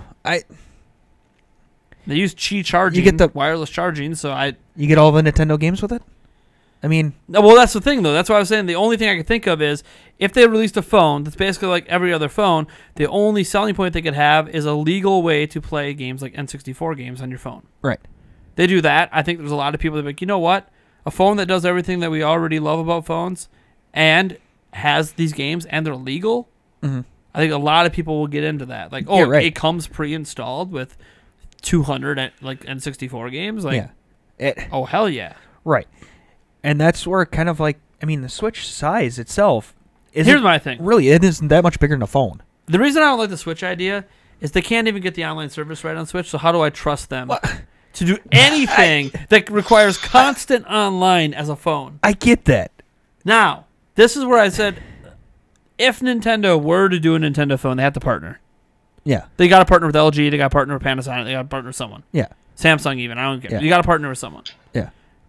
Because if you're just going to bring out a Nintendo-only phone developed in-house, I'm not trading my phone in because I don't trust it. You have no experience in this space. Yeah. A highly competitive space. Yeah. You need to be with one of the top brands. You want to crack it. Heck, you were working with Apple when you did Nintendo. Fine. Apple and Nintendo crossover phone. Yeah. Whatever. Fine. I've used Apple devices. I'll switch. It's cool. Just to try it out. I'll switch for a couple of years. Yeah. Plus, if it's Apple, I'll trust it will be properly updated with proper support for everything. And yeah, there's those little nuances I might not like, but you know what? I can deal. Yeah. My fiance's got an Apple phone. I can deal. It's not a big deal. Yeah. I'll miss some things, Yeah. or whatever. Yeah. I think it's kind of like GamerPon said, like, who really wants one? Yeah. Right. No. That's why That's why. I mean, the thing that phones don't have are like controls, right? But like, there's been attempts at controls like controls you can kind of attach to the sides. Yeah. There's been the slider ones, as we said, and really we've been through this gambit before, and the widely accepted solution is just get a Bluetooth Xbox controller with one of those phone attachments, and that's actually the best way to play it if you want to use traditional controls. Right. Why sacrifice and have inferior controls when you just use a full fat controller and just set your phone on it? Right. Be good. Right. And that's the way like they were showing off Google Stadia. When they were going to phones, it's connected to the big fat controller. Like that makes a lot of sense. It's comfortable still. Mm-hmm. So I don't think Nintendo should make a phone. But if they're dead set on doing it because now they make mobile games, I mean, they can't just be like, our mobile games are exclusive to our phones. No one's going to care. No one's going to buy your phone for those damn games. Yeah, or I'm sorry, the Fire Emblem Heroes is great. Dragalia Lost is great. Super Mario Run is fun. No one's going to buy a $500 to $1,000 phone. They're free to play on Nintendo phones. We'll charge you to play them on the other ones. No. Just no. Yeah. I don't want it to exist, but if it does, it's not like... As long as they're partnered. As I said, if it's an Apple phone that's Nintendo branded with a couple extra Nintendo features, like I mentioned, some N64 games that are on there legally or something. Yeah. Then fine. Yeah. I'll bite because because it's with a brand that we already know. We basically know what the phone. It's an Apple phone. It's the latest Apple phone with a few Nintendo things. Okay, cool. But if it's like a full blown, we're making a gamer phone. Yeah. I mean, Yeah, I don't see the point in doing that. There's already gamer phones. Have you seen the Razer phone? Yeah, actually, my friend has one. Like, it's neat. The speakers are cool. Yeah. Like, the speakers get really loud. But it's just a phone. I mean, there's some weird... Does he have the weird peripherals? Yes. Like the air cooler? No, he's got a charging dock. Okay. That it only comes with chromo settings. You can't buy a charging dock that doesn't have. But did you get the battery extender? It's kind of doubles the I don't think fatness so. of it? But no, he said he'll set it on there, and then if each update or notification has like a certain light setting. Yep.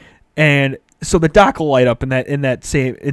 So it's kind of cool, but it's like it's a worthless feature. It's not necessary. No, it's just like on your phone, you can already make it so every different type of notification has a different sound. And apparently their charge cords are slightly different. Like the amperages and stuff like that are slightly different. They switched it up. Nintendo switched it up, so it's slightly different. So they're slightly different. So they're like $60 a piece. Yeah, they're non-standard. Yeah, just like the Nintendo Switch, it's a non-standard amperage. Yeah. Oh, jeez. Of course, Razer would do that. Yeah. Why do you need the weird amperage? Because we're Razer. Yeah, right. It's a gamer phone. Yeah, right. God, I wish he had the air cooler attachment. It's so stupid. Although he did say, it doesn't actually change the temperature of your phone. He did say that with the charge cord that he does have, he can go from like 0 to 70% in like 20 minutes. So, sure, but we've seen that with some of the USB-C charging. Yeah, that it can actually go that fast. Yeah, if it's properly set up. Usually it's the USB-C charging that also has the Thunderbolt support. Mm-hmm. Because the Thunderbolt support is where you get the really quick charging. Because like there's laptops that do that now, where you plug like a laptop in and it's charging like an hour. Mm-hmm. So like you can, that support exists with some phone. I can't remember if this one is that way. Yeah, I mean this one charges pretty fast. Right? It's got 4,000 milliamp hour battery, so it's got a big battery, but it charges pretty quick. I think my fast charge is about an hour and 45 minutes. Is it an hour and 45? Yeah. Next time I charge my NIM when it's really low, I'll see what it says and what it actually does. Right. I feel like it always tells me it's going to take 2 hours, but it never takes 2 hours. Right. And obviously, there's a difference between my wireless charger and the wireless charging is usually always slower. But yeah, I don't know. We don't really care. Yeah, it's a weird topic. I know. Yeah, that's why it's so weird. We had to talk. No, about for it. Sure. Yeah. All right, last one. So, streaming services are kind of this thing, right? Like, it's coming. We're on the precipice of at least a bunch of companies attempting to make streaming services a thing. Mm-hmm. From Google Stadia to xCloud. Walmart, apparently, is working on some sort of streaming thing. All right. Okay. They were at GDC, apparently, talking to a bunch of developers to get support for their own game streaming service. All right. Next thing you know, Target and Best Buy will be in there. I mean, whatever. Obviously. Here's the thing. I think that streaming services, Amazon, we know for a while, has been looking into it too. So, I think streaming services, for the next 5 years, we're going to see hundreds of them pop up. Oh, yeah. Because there is no Netflix of game streaming yet. Mm-hmm. Someone's going to want to try to become that. Mm-hmm. So everyone's going to attempt it, and we'll see who pulls it off. Mm-hmm. It's going to be tough. It's going to be very competitive. You know, Google's going hard into it, but Google has a reputation of going hard into something, and if they don't get the consumer base right away, they just throw it all away. That's what Google does. Or they have things that massively work too. Chrome, if Chrome would have went the same way, it wouldn't be here anymore. Right. But it came in and just completely disrupted the market and took it from Firefox. I mean, to be fair, I mean, yes, it did compete against Firefox, but it was also competing against Internet Explorer. So, well, no. Internet Explorer wasn't competing with anyone. No, I realized that, but at the time that Chrome came out, it was only like 8% of the internet using Internet Explorer. Firefox owned like 80% of it, and the rest were split up between Safari. Like Internet Explorer was already irrelevant. Why do you think they re-brought it back as the Edge? And now they're not even doing it anymore. They're just done. They're building a new browser. Hold on, new browser. Yeah, but it's based on Chrome. They just gave up.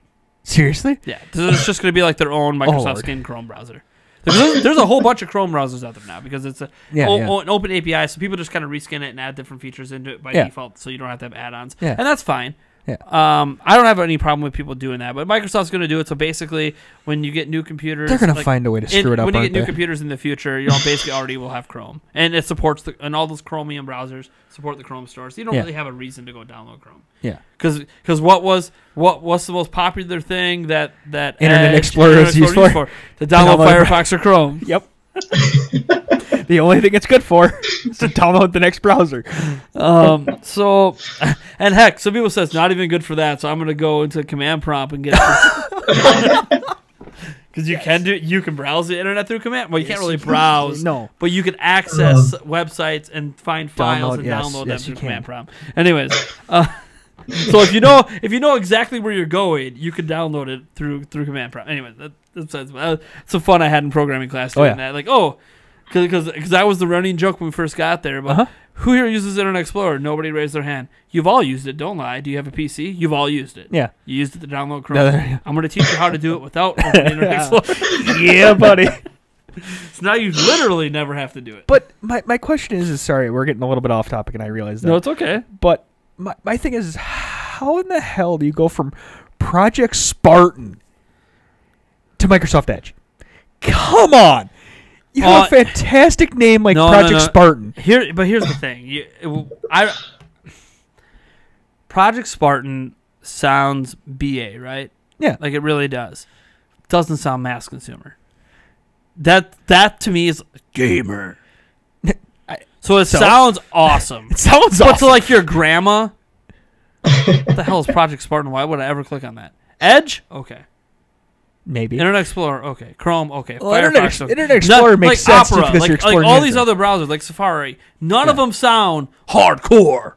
But gamer. I know, but I liked Project Spartan. Don't have RGB. Yes. RGB, wait. RGB, prove it increases performance. Right. Oh, Lord. Mechanical keyboard, making the best gamer in the world. God. Okay, let's get back on topic. Jesus. 32 button mouse. Yes. Wait. Required to play Undertale. Oh, Lord. Oh, God. Pro gamer. Yes, online subscription services. Yeah, no, so what I was getting at is like there's a big battle about to come. Don't know who's going to come out on top. Obviously, you assume one of the big name players. Microsoft, Amazon, Google, whoever. somebody. But who knows? Yeah. It could be someone random, completely independent like Netflix was. Yes. So you never know. You never know who's going to come out on top. But the question is, should Nintendo launch their own? Now, it sounds laughable because Nintendo can't get their online service right. Correct, so why are we even talking about this? Right. Right. But hear me out. Nintendo, I don't think, is ever going to put their games on somebody else's streaming service, unless they're done with hardware. Right. So my thing is, I don't think Nintendo wants to miss out on offering that as a delivery method for games because they already have digital downloads, they already have physical media, and even if they get like Project Stream or whatever, or I'm sorry, that's what I've been calling it for so long, Google Stadia or whatever on their platform, so they have a streaming service. I don't think Nintendo would ever put their games on that service, even if they found a way to keep it exclusively on their system, because they know Stadia and all these other systems are accessible anywhere, and someone's going to figure out a way to make the game work off of the platform, because it's just stream. Yeah. You don't trick Stadia through an emulator into thinking that you're on a Switch or whatever. Yeah. Like I don't think Nintendo would ever trust that, but an enclosed system that's exclusive for Nintendo gamers. Right.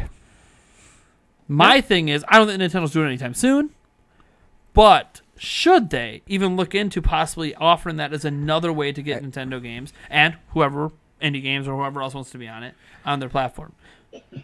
Like, should they? I don't think they can do it, but should they do it if they could somehow find the capability to not be incompetent with internet?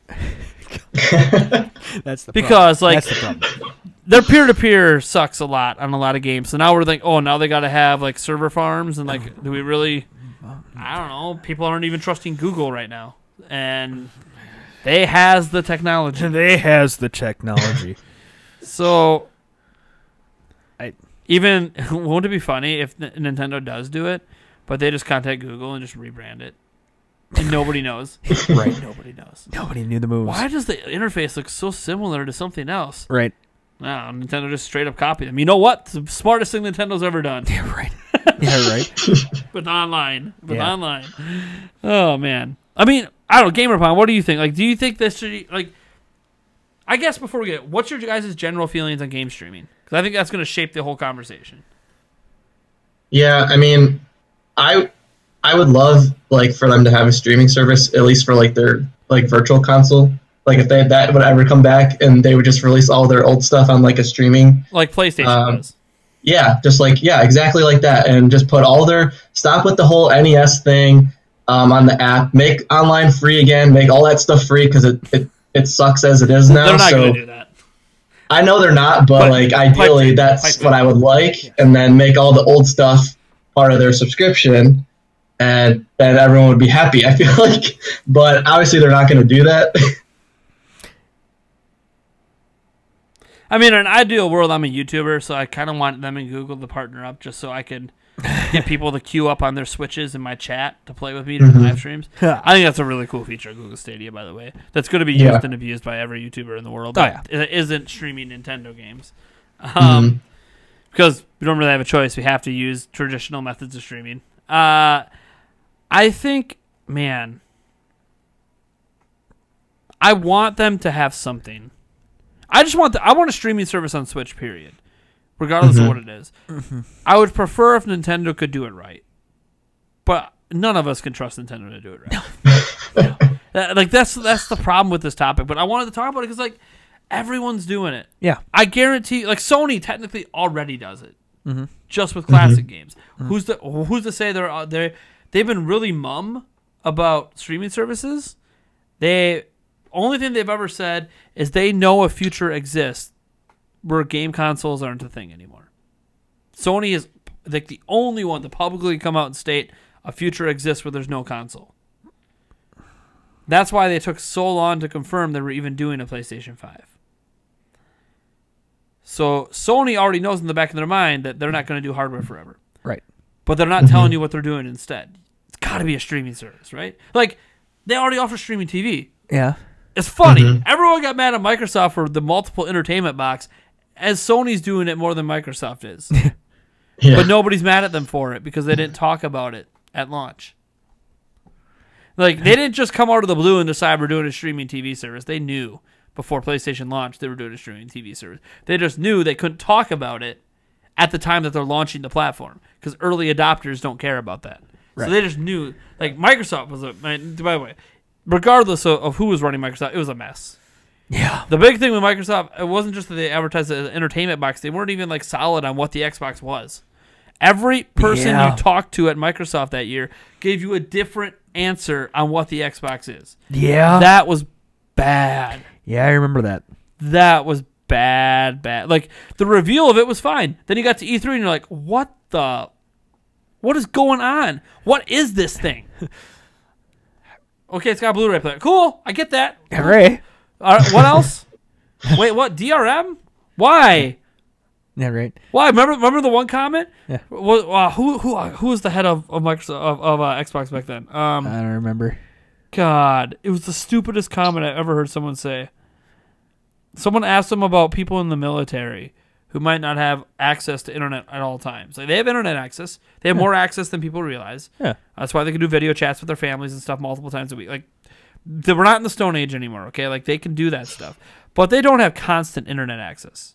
So, someone said, well, what about in the military? And they said, well, they better buy an Xbox 360. And I'm like, you're just like, oh, yeah, we believe in our DRM so much. Forget you. You can't play new games. Go buy an Xbox 360. We already have a system for you. Oh, boy. And when that came out of his mouth, I do this guy's his job. Uh-huh.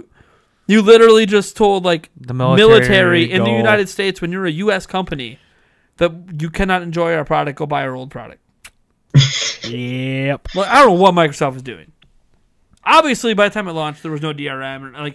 But, I mean, it was obviously planned at some point. But even being planned at some point, when the system launched, there wasn't anything on there that indicated there was ever DRM. So it's like, nobody knew what was going on. Yeah.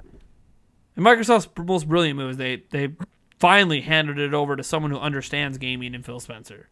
He's like, okay, yeah, we got to cut the bullshit. We got to get games. We got to fix our services. We got to fix the platform. And yeah, he knows it's too late, too little, too late, but he emphasized how important it is to do it anyways, to rebuild confidence in the next product. Right. And so, like, Nintendo makes all these mistakes with their basic online service. Yeah. I mean, their free online wasn't that great, but it was hard to complain because it's free. So it's like, you know what? It's free. You know, they don't really have a lot of incentive to make it better when it's free. Right. They're charging now $20 a year. Yeah, it's only a little bit of money. Yeah, we're getting some stuff. Stuff we're getting is not that great. Yeah, the NES games are cool, but I doubt also remember, anyone's paying $20 a year just for those. I mean, maybe they are. Remember, I don't know. But You're paying for the privilege to pay more money for other stuff, just exclusively. I will say Tetris 99 might be worth it for you. That's cool. If they do more stuff like that, that's games of gold right there. You're getting free games. I don't like that it's exclusive, but to just that method that you can't buy it in the eShop. But I think it is cool. Like if they're gonna start having exclusive games like that in the online service, that's a nice direction. I like that. Yeah, I like that a bit because then you are creating kind of like a game subscription almost. well, you're also giving a reason more than what little bit they have now to actually Battle Royale Tetris. to actually purchase the online subscription. I mean, never thought in my life we would ever say Battle Royale Tetris, and I think it's happened on 2 straight podcasts. I can't. Yeah. Like, I'm still baffled that Battle Royale Tetris is a thing. Yeah. I'm waiting for Battle Royale Pac-Man. Ooh, that would be It's interesting. coming. There's already like massive arcade things at arcades where like you can have like 4-player Pac-Man. Yeah. Now imagine a 100-player Pac-Man. That would be nuts. That would be crazy. Oh, And I always imagine, ever since Battle Royale started becoming popular, I kind of like want a Zelda Battle Royale. Yeah. I take all the characters from Hyrule Warriors and just have all the different costumes and skin variations and just drop us into the Breath of the Wild world. yeah. Go there to you go. town. There you go. There you Just go. go to town. And have Nintendo. And There you go. And the world being destroyed and shrinking in is explained as Ganon winning Yeah. and taking over. And you need to, and everyone else is the enemy. Everyone else is the enemy, and it's a trick. And you got to defeat everyone to stop Ganon. Yeah. Yeah. I like it. There you go. Like, Nintendo. well, it kind of reminds me of Battlefield 5. Like they're doing their battle right now called Firestorm, but like they explain the shrinking like really cool. Like the world is like being engrossed in flames, and what do flames do? They just keep going until everything's burned, Yeah. or until they run out of steam. Okay, it kind of makes sense. So you're encircled and it's just closing in, and you need to. It's also nice because, like, obviously, if you get caught in the flames, you're on fire and you die. It's not like other Battle Royale games where you could sit outside the zone for a little bit and it just chips away at your life. No, you're dead. Dude, you're on fire. You're dead. Yeah. Like, don't mess with the firestorm. Yeah. You're dead. Yeah. I like that. But then again, that also fits in the Battlefield that tries to be a little more realistic in how Right. they do things. Right. I don't know, man. Like, It'd be nice if they did it, but they got to do it right. That's the problem. do we know who runs the Resident Evil 7 and Assassin's Creed Odyssey services in Japan? Nope. Because they have streaming games on Switch already in Japan. Yeah. Are those just handled by Ubisoft and Capcom? I couldn't tell you. I have no idea. Because, I mean, you pay for them individually. Like, there's rental tickets for one, and, like, it's weird. And this is where the point where I go, find out in the next episode. Well, okay. Here, let me throw this one at you. Let's assume Nintendo does an online streaming service, right? And they decide, you know what, we're not just going to do it for Nintendo games. We're going to compete with the big boys on our platform. So it'll still be you have to have our platform or supported devices. Like, maybe they allow phones if you have the Nintendo Switch Online app on there, so whatever. I don't know. So if you have something Nintendo on your phone, maybe then you can use it. But then, maybe they don't support PCs or whatever. But here's the thing. So it kind of becomes a gated community because you have to own a device still. But what model do you think would work best for Nintendo? And now, when I say model, I'm talking about pricing schemes. Are we talking subscription service, like a Netflix?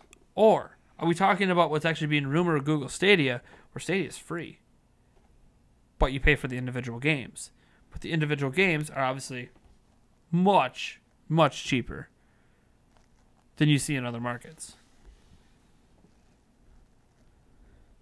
Now, granted, this isn't confirmed with Google Stadia yet, or what the pricing will be. It's like $5 per game. I don't know, but I think I would prefer the upfront cost like Netflix, because I could see myself, if I went to a streaming service, I could see myself wanting to try games. okay, And I don't want to pay for those. If I pay for the subscription, you have access to more at once. I have access to more at once. Sure. So I could try games. Well, the pitfall is, not that Nintendo would do this, but every service that does it rotates out content. Right. So the benefit of buying is that you own. They can't take that away from Right. you. You bought the right Right. to play that. I mean, get they that. still theoretically But- could, but if you're paying for an individual game, you get the idea that, okay, they're not rotating this out because I bought it. So this instance Generally, of this yeah. thing for me is always going to be there because I bought that individual Mm-hmm. thing. So it's a way of creating some sort of virtual ownership versus a subscription service where you assume they're going to rotate things out. There could be a service that never rotates games out. That could be a thing. Maybe games never get rotated out. But the thing is, though, is that I mean, things are never rotated out of the eShop. you never know. I mean, you never know. The thing is if they're not just, the service exclusive and you can actually find them in other places, it gives me a chance to actually try the games, and then if they get rotated out, I can go buy it. I've always been curious, and I don't know, maybe one of you guys out there know the answer to this. So, subscription services, right? Like Netflix. How does everyone get paid? So Netflix is making their own stuff. I understand that. That just comes from the subscription fee. Right. That's fine. Like that's funded through the subscription fee. Okay, cool. And all that stuff. But when they have these licenses with all these other companies, because they rotate, basically when the agreement ends, that's when the content gets rotated out. But how do the agreements come into place? Does Netflix just pay them an upfront fee and that's it, and they don't make any money after that? I know. And that's my thing with these services. It's and that's why I think why Google Stadia might be going the route that it might be going, is because the number one concern devs are going to have, especially day one, is how are we making money? Mm-hmm. Okay, so you charge people $10 a month or whatever it is. How much of that do we get? When you have thousands of games on your platform, how much do we get? Mm-hmm. So I wonder if, I don't know. See, I don't understand how those services function. Obviously they found a way to work, I don't know. but how? I heard someone telling me about this at work, and they were saying it has something to do with how long you played the game.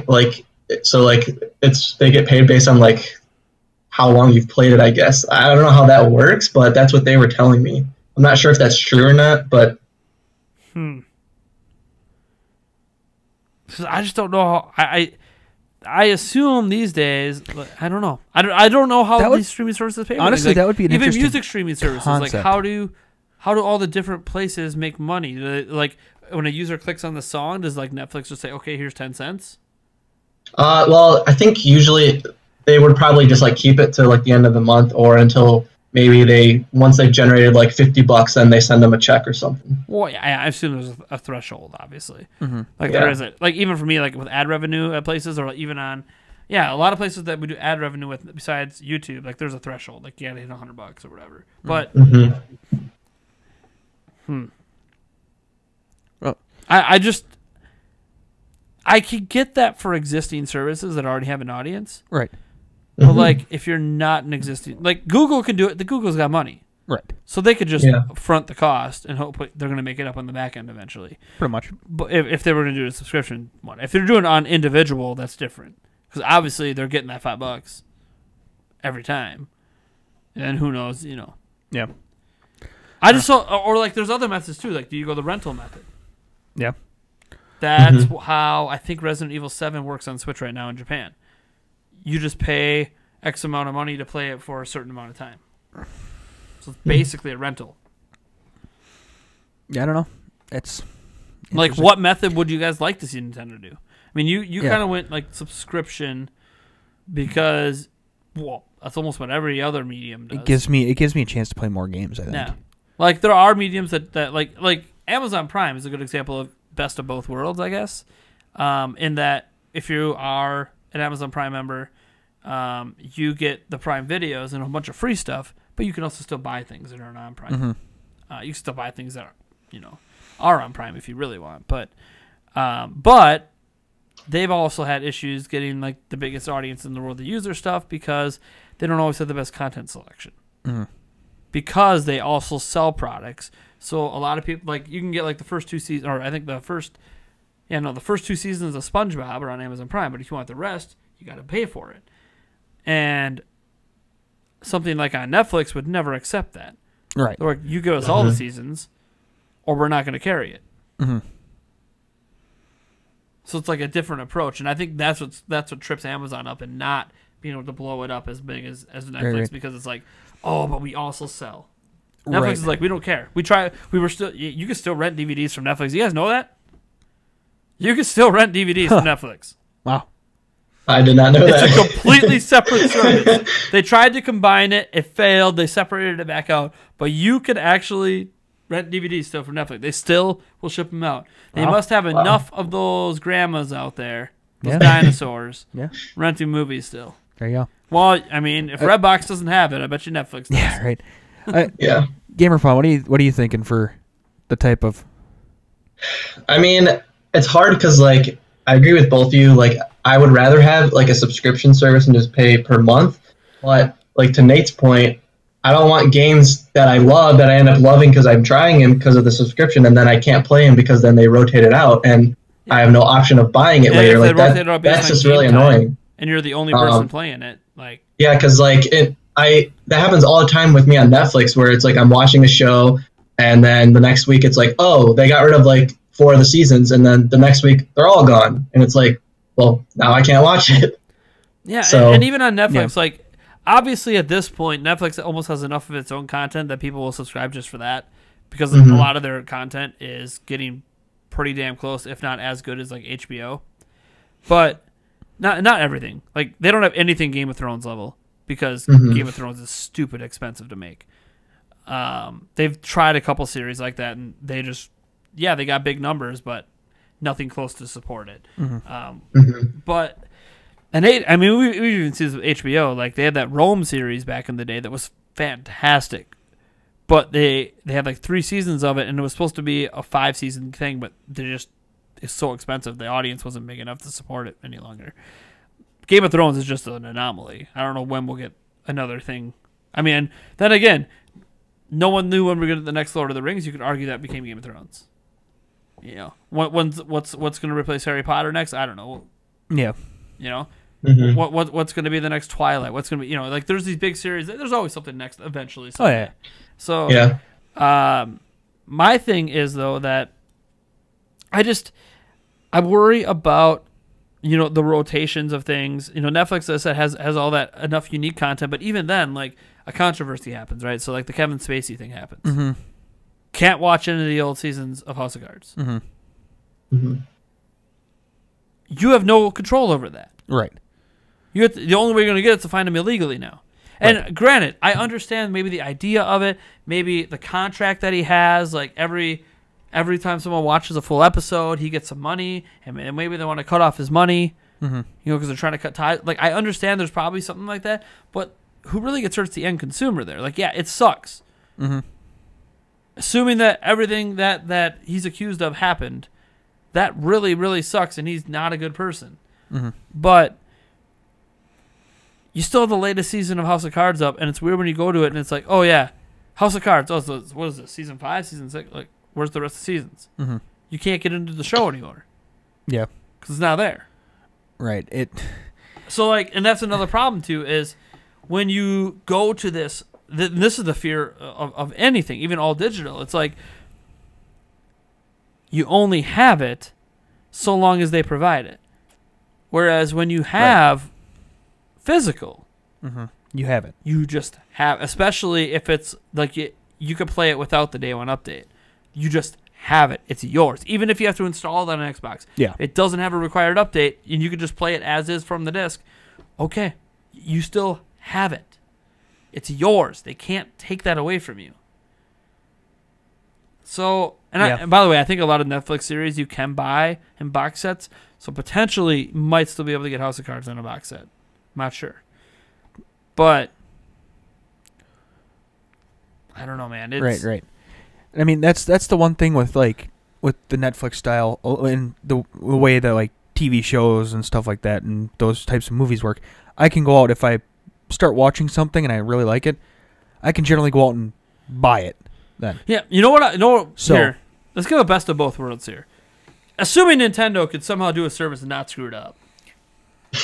Do a subscription model, but offer subscribers a steep discount to purchase and download individual shows. Like The games. Netflix lets you download, but there's still some DRM in it. Yeah. So because they have to make sure you don't just have it forever kind of thing. So Yeah. basically what happens is they allow you to do that. Say like we're going on a plane, you know, to go to E3. We could just download a bunch of stuff off Netflix and not be on the internet and still use it because it'll just require you to get online again in a week and check. Yeah.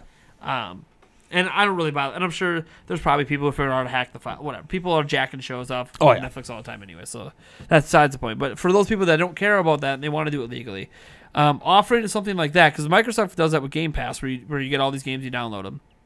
But offer the streaming and offer the download for people who want it, you know, whatever. But also offer like, okay, you're part of the streaming service.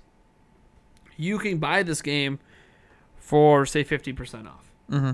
So what's going to happen is, you know, a bunch of people will get the streaming service. Oh, $15 a month, so I can buy these 6 games at 50% off.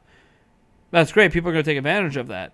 But what you might also find out by doing that is you just got them on your service where they are more likely to actually try out the service. Oh, yeah. For sure. And if they like it and they see the sheer amount of content, they're like, why would I cancel? Right.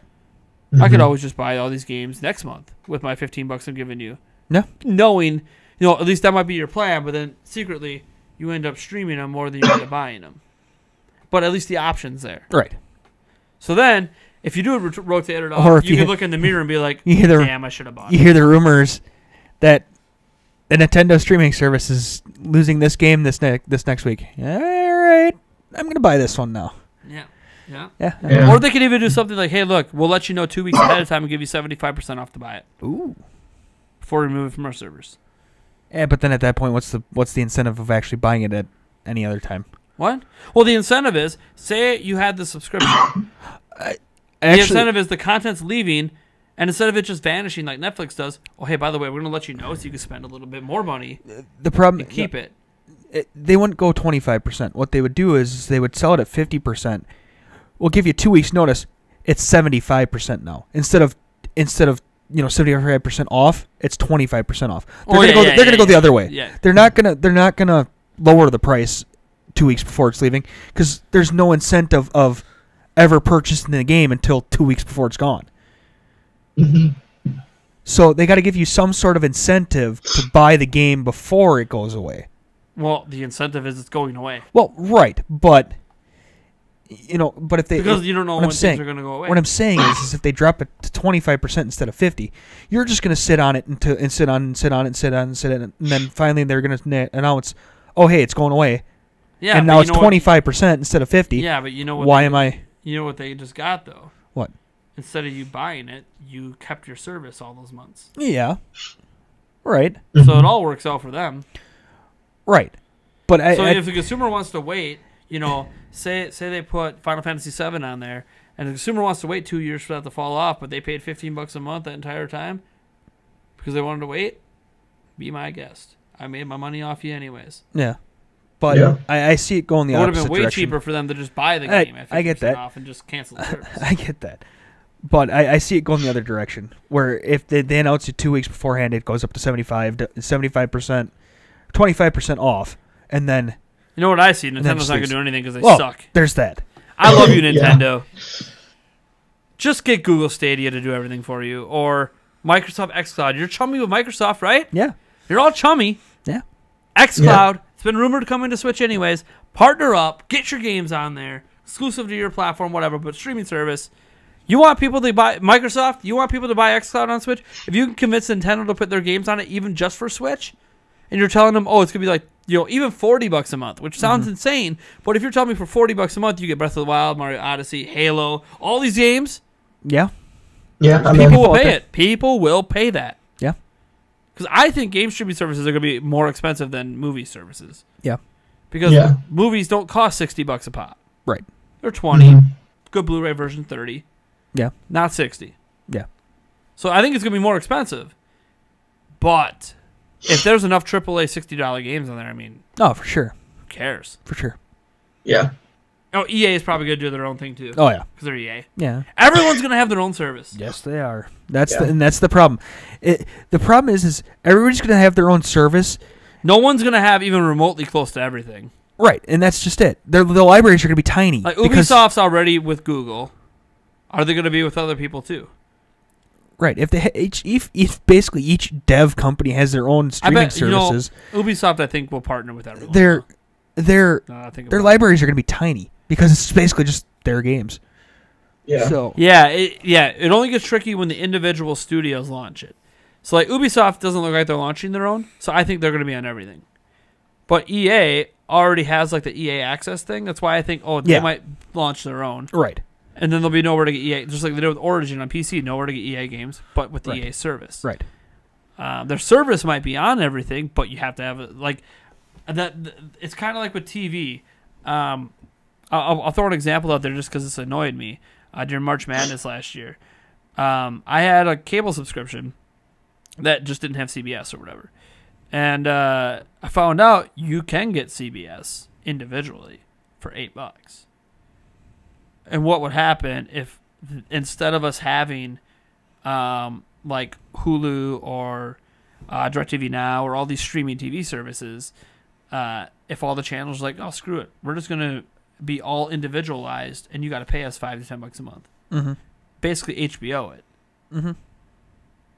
Like that, how much that would suck? How much money you'd have to spend to even have 10 Depends. channels? Depends. Well, imagine they're all $8 each. It's $80. Yeah, but you're also not paying $200 for 1,000 channels that you never watch because you don't give a crap about. Sure, but let's think about this. I watch ESPN. Yes. ESPN 2. Sometimes the games are on there. Yeah. So every once in a while. Fox Sports North. Especially March. Yeah, Fox Sports North. FSN. And FSN North and FSN and FS Wisconsin because depending on where the game is. Right. Okay. Oh, yeah, right? sorry, not North Wisconsin. Right, NFL Network sometimes for football. Yep. Fox, CBS. Sometimes they had to have Fox and CBS as well. So we're already getting up there. NBC. Where it's $8 a pop. I only pay $40 a month for Hulu. Yeah. So like we're already almost double the price of that for individual channels on what I do watch. Sure, there are a bunch of channels I don't, but so. Yeah. I still feel like it's still worth it to me because I'm getting a nice value. Yeah. You know, I'm not paying HBO prices. And by the way, I do have HBO. I love HBO. Mm-hmm. Game of Thrones is coming back. Come on now. I'm in the middle of rewatching all the seasons, so come on now. But I get that through Amazon Prime. Yeah. That's where I just chose to do it. I don't know why I chose Amazon over Hulu.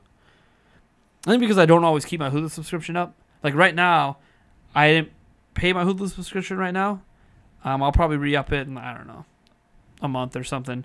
So I used your parents' login to watch the game the other day. But I'm like, whatever, it works. Yeah. Until it goes to a channel that they're like, oh, nope, you're not at home. You can't watch this channel. I hate that about Charter. Yeah. It's annoying. Right, yeah. It's so annoying when they're like, oh, no, you're not on your home Wi-Fi, so you can't watch it. It's like, what? I paid for it. What's it matter? Why? Yeah. It's my login. The whole point, okay, here's the deal. The whole point of being able to watch it online is that you're probably not home in the first place. Right. Exactly. Yep. Like, why do I got to be? I hate that Charters. I don't know if other places are like that, but that's why I got off of Charter because I was like, originally I'm like, oh, cool, I can package Charter in with my internet. It actually is cheaper. Yeah. But I want the ability to watch it when I'm on the road or at home. Right. And they're like, oh, you can watch some things, but not everything. Like, right. What do you mean not everything? Right. It's like Brewers games. Oh, you can if you're on your home that, Wi-Fi. Like, if I'm on my home Wi-Fi, I'm watching it on TV. I have what? Yeah. Oh, what are you doing to me? Yeah. You can see that my account. I hate that. My account has that subscription. I'm like, and you're doing this in the age of when DirecTV Now and all these other things exist, where you can just watch it anywhere. Right. Like, even DirecTV loosened up on that because they have DirecTV Now, so they already have their own competitor with it. But even if you have satellite, you can not watch anything anywhere. Mm-hmm. You basically get DirecTV Now. Mm-hmm. Yeah, I don't know. It's actually not as good. Yeah. DirecTV Now, just how it works, because DirecTV, you can still log into individual sites, but the ones that don't have logins, they do have like a streaming thing through DirecTV's website if you have DirecTV. It's just not well designed. Mm-hmm. Like DirecTV Now is purpose built for it. I think they just need to find a way to merge them. Yeah. And be like, look, here's just streaming. Here's if you also want boxes. People be like, well, why would you want boxes? One, you don't want to rely on your internet. You don't want to soak up your internet. Yeah. That's pretty much the biggest reason. Yeah. No other reason. Like there's some different things with some of the DVRing capabilities. Like you can DVR on DirecTV Now, but it's extra, and then it's not really that great sometimes. You get like really low quality recordings. But the thing is that it's extra on basically satellite and cable too, so it's not really any different. Yeah, they just usually give it to you free for like a year. Yeah, not with Charter. Not Charter. Charter don't give you anything for free. Yeah. No. Here's what you do: you get the discount price, and then they're going to take it away. I'm switching. I switching to the satellite. I'm switching to internet TV. Whoa. Yeah, hey, whoa. You have Charter internet, right? Right, yeah. Hey, right. we're starting up a Charter internet service. Yeah. No! Yeah. I'm going to... whoa. Okay. Here's I'll cut your cable bill from 100 down to 20. Well, then why didn't you just say that? Okay, I'll Well, the thing is I've been with you for how long? Why is that not an option? Yeah, to begin with. That's what I hate about... There's no customer loyalty. I just hate that in general about services where, like... the longer you're with them, the more expensive you get. Because like, DirecTV Now, gosh... I used to abuse the hell out of it. It doesn't work with Hulu. I don't know. They're smarter, I guess. DirecTV Now, right. Man. Yeah. So, like, DirecTV Now, you could abuse the hell out of it. So, one, you could have your service expire because they'll give you like a 2-week grace period. Have it expire. And then contact them and just be like, hey, I just wanted to let you guys know I am switching over to, I don't know, YouTube TV or something. And they'll be like, whoa. No, because you only get like a 3-month discount. Like, no. We'll give you that 3-month discount with a free month to stay with us. But then after the free month, you just take your card off and just rinse and repeat. And then they eventually catch on to that. And they're like, okay, this guy's just abusing for 3 months. Okay, fine. So then they won't let you do that anymore. So then you're like, okay. You go through your paid months. You know, they'll still let you have your cheap paid months. You get to the end, you just let it expire. Don't say anything. Just walk away. 2 weeks after it expires, they will send you an email with a promo code to go right back on the same thing you already have. So you can still end up getting basically you're just paying for two out of 3 months, and you're paying cheaper than what everyone else is paying for. That just actually keeps up their subscriptions like they want you to, like a good boy. I abuse the hell out of that. Well, I'm like, don't stop sending me the emails, and I can't abuse it. Yeah, right. I mean, Netflix. It's just like Netflix. You can get infinite free months on Netflix if you just keep making infinite emails. Yeah. Everyone knows that, but yet plenty of people say, "Screw it, Netflix is worth it. We don't care." The fact that you have to. Well, and dude, the how they track your shows, like, to Netflix's credit, it's almost worth the money just for how well they recommend things to you. Yeah. How well they keep track of your shows. Yeah. Like, it is so, like, Nintendo, your eShop can do some Netflix lessons. Let me tell you. Anyway, I think it's going to do it for this. Yeah, I was going to say. Thank you guys for tuning in. Thank you so much, GamerPond, for joining us. Yeah. Thanks for having me. Yeah, no problem, man. Be sure to tell me all those Stranger Things spoilers. Yeah. Off stream. Off stream. Again, we can put in a long beep. If you would like to be on an episode of the Nintendo Prime Podcast, be sure to check out our Patreon at patreon.com/Nintendo Prime for $20 a month. You could be on one episode of the podcast every single month. It is up to you to respond. I do put up a post every single month. Not everyone takes advantage of it. Some people just like throwing me money and I don't know. Why? I don't know. I don't know why you're in the $20 tier if you don't want to take advantage of that. I don't know. But beats me. Whatever. Because $20 is a nice round number. Sure. For $10 a month, you can watch us record the podcast every single Thursday. For $5 a month, you can get the podcast early, the audio version of it, 1 day early. And that's really it. There's not really any other benefits. Yeah. I mean, there's the $1 you get access to the Discord server, I suppose. Yeah. The private part of the Discord server. Privacy. Where I actually respond. Yeah. Right. I don't always respond to the general channel, but I do respond to the private general channel. Ah. All right. I think that's it. Oh, you can also find our podcast yes. at NintendoPrime.net, iTunes, Google Play. Mm-hmm. Don't forget, Nate. I'm staring at Eric. Podbean. There you go. Yeah. I think that's it. That's all the major ones. I think that's it. Yeah. You can find it at last.fm, I think, too. But those are like places I would never talk about. So. Right. I don't know. But it would, like, if you just literally Google Nintendo Prime Podcast, we're on like a zillion platforms. But none of them matter except for the Google Play through the podcast app, iTunes, Podbean, website, NintendoPrime.net. The only place where you can find all episodes of the podcast. He's so proud of that. Because he had to go back at one point to add them in because I did. we didn't have them anywhere. I'm like, dude, we don't have anywhere you can get all the episodes. You're like, I'll do it. Yeah, right. I'm like, I won't tell you no. Yeah, right. But I can tell you not to do it because I'm never going to get around to it. Yeah. Well, thank you guys so much for tuning in. I'm Nathaniel Jans, and this is Eric Moore. You can find me on Twitter at NintyPrime. Find Eric on Twitter at Emo8790. And hey, GamerPond, do you want people following you anywhere? Sure. I mean, GamerPond on YouTube and my Twitter. Okay, cool. Yeah. Cool. Awesome. Yeah. Also, be sure to pester him for those Stranger Things Season 3 spoilers. No, please don't. Hey, he's the one that brought up I that know, he knows. I know. He's the one that brought up that he knows. Hey, I should have brought it up. shouldn't have brought. I mean, game comes on, you're like, oh, I already know everything that happened. Yeah. All right, thank you guys for tuning in. We'll catch you later. Peace.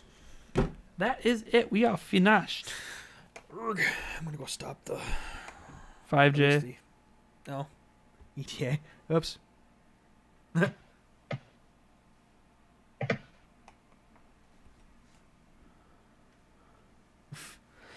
You popped on at 10. Oh, Jesus.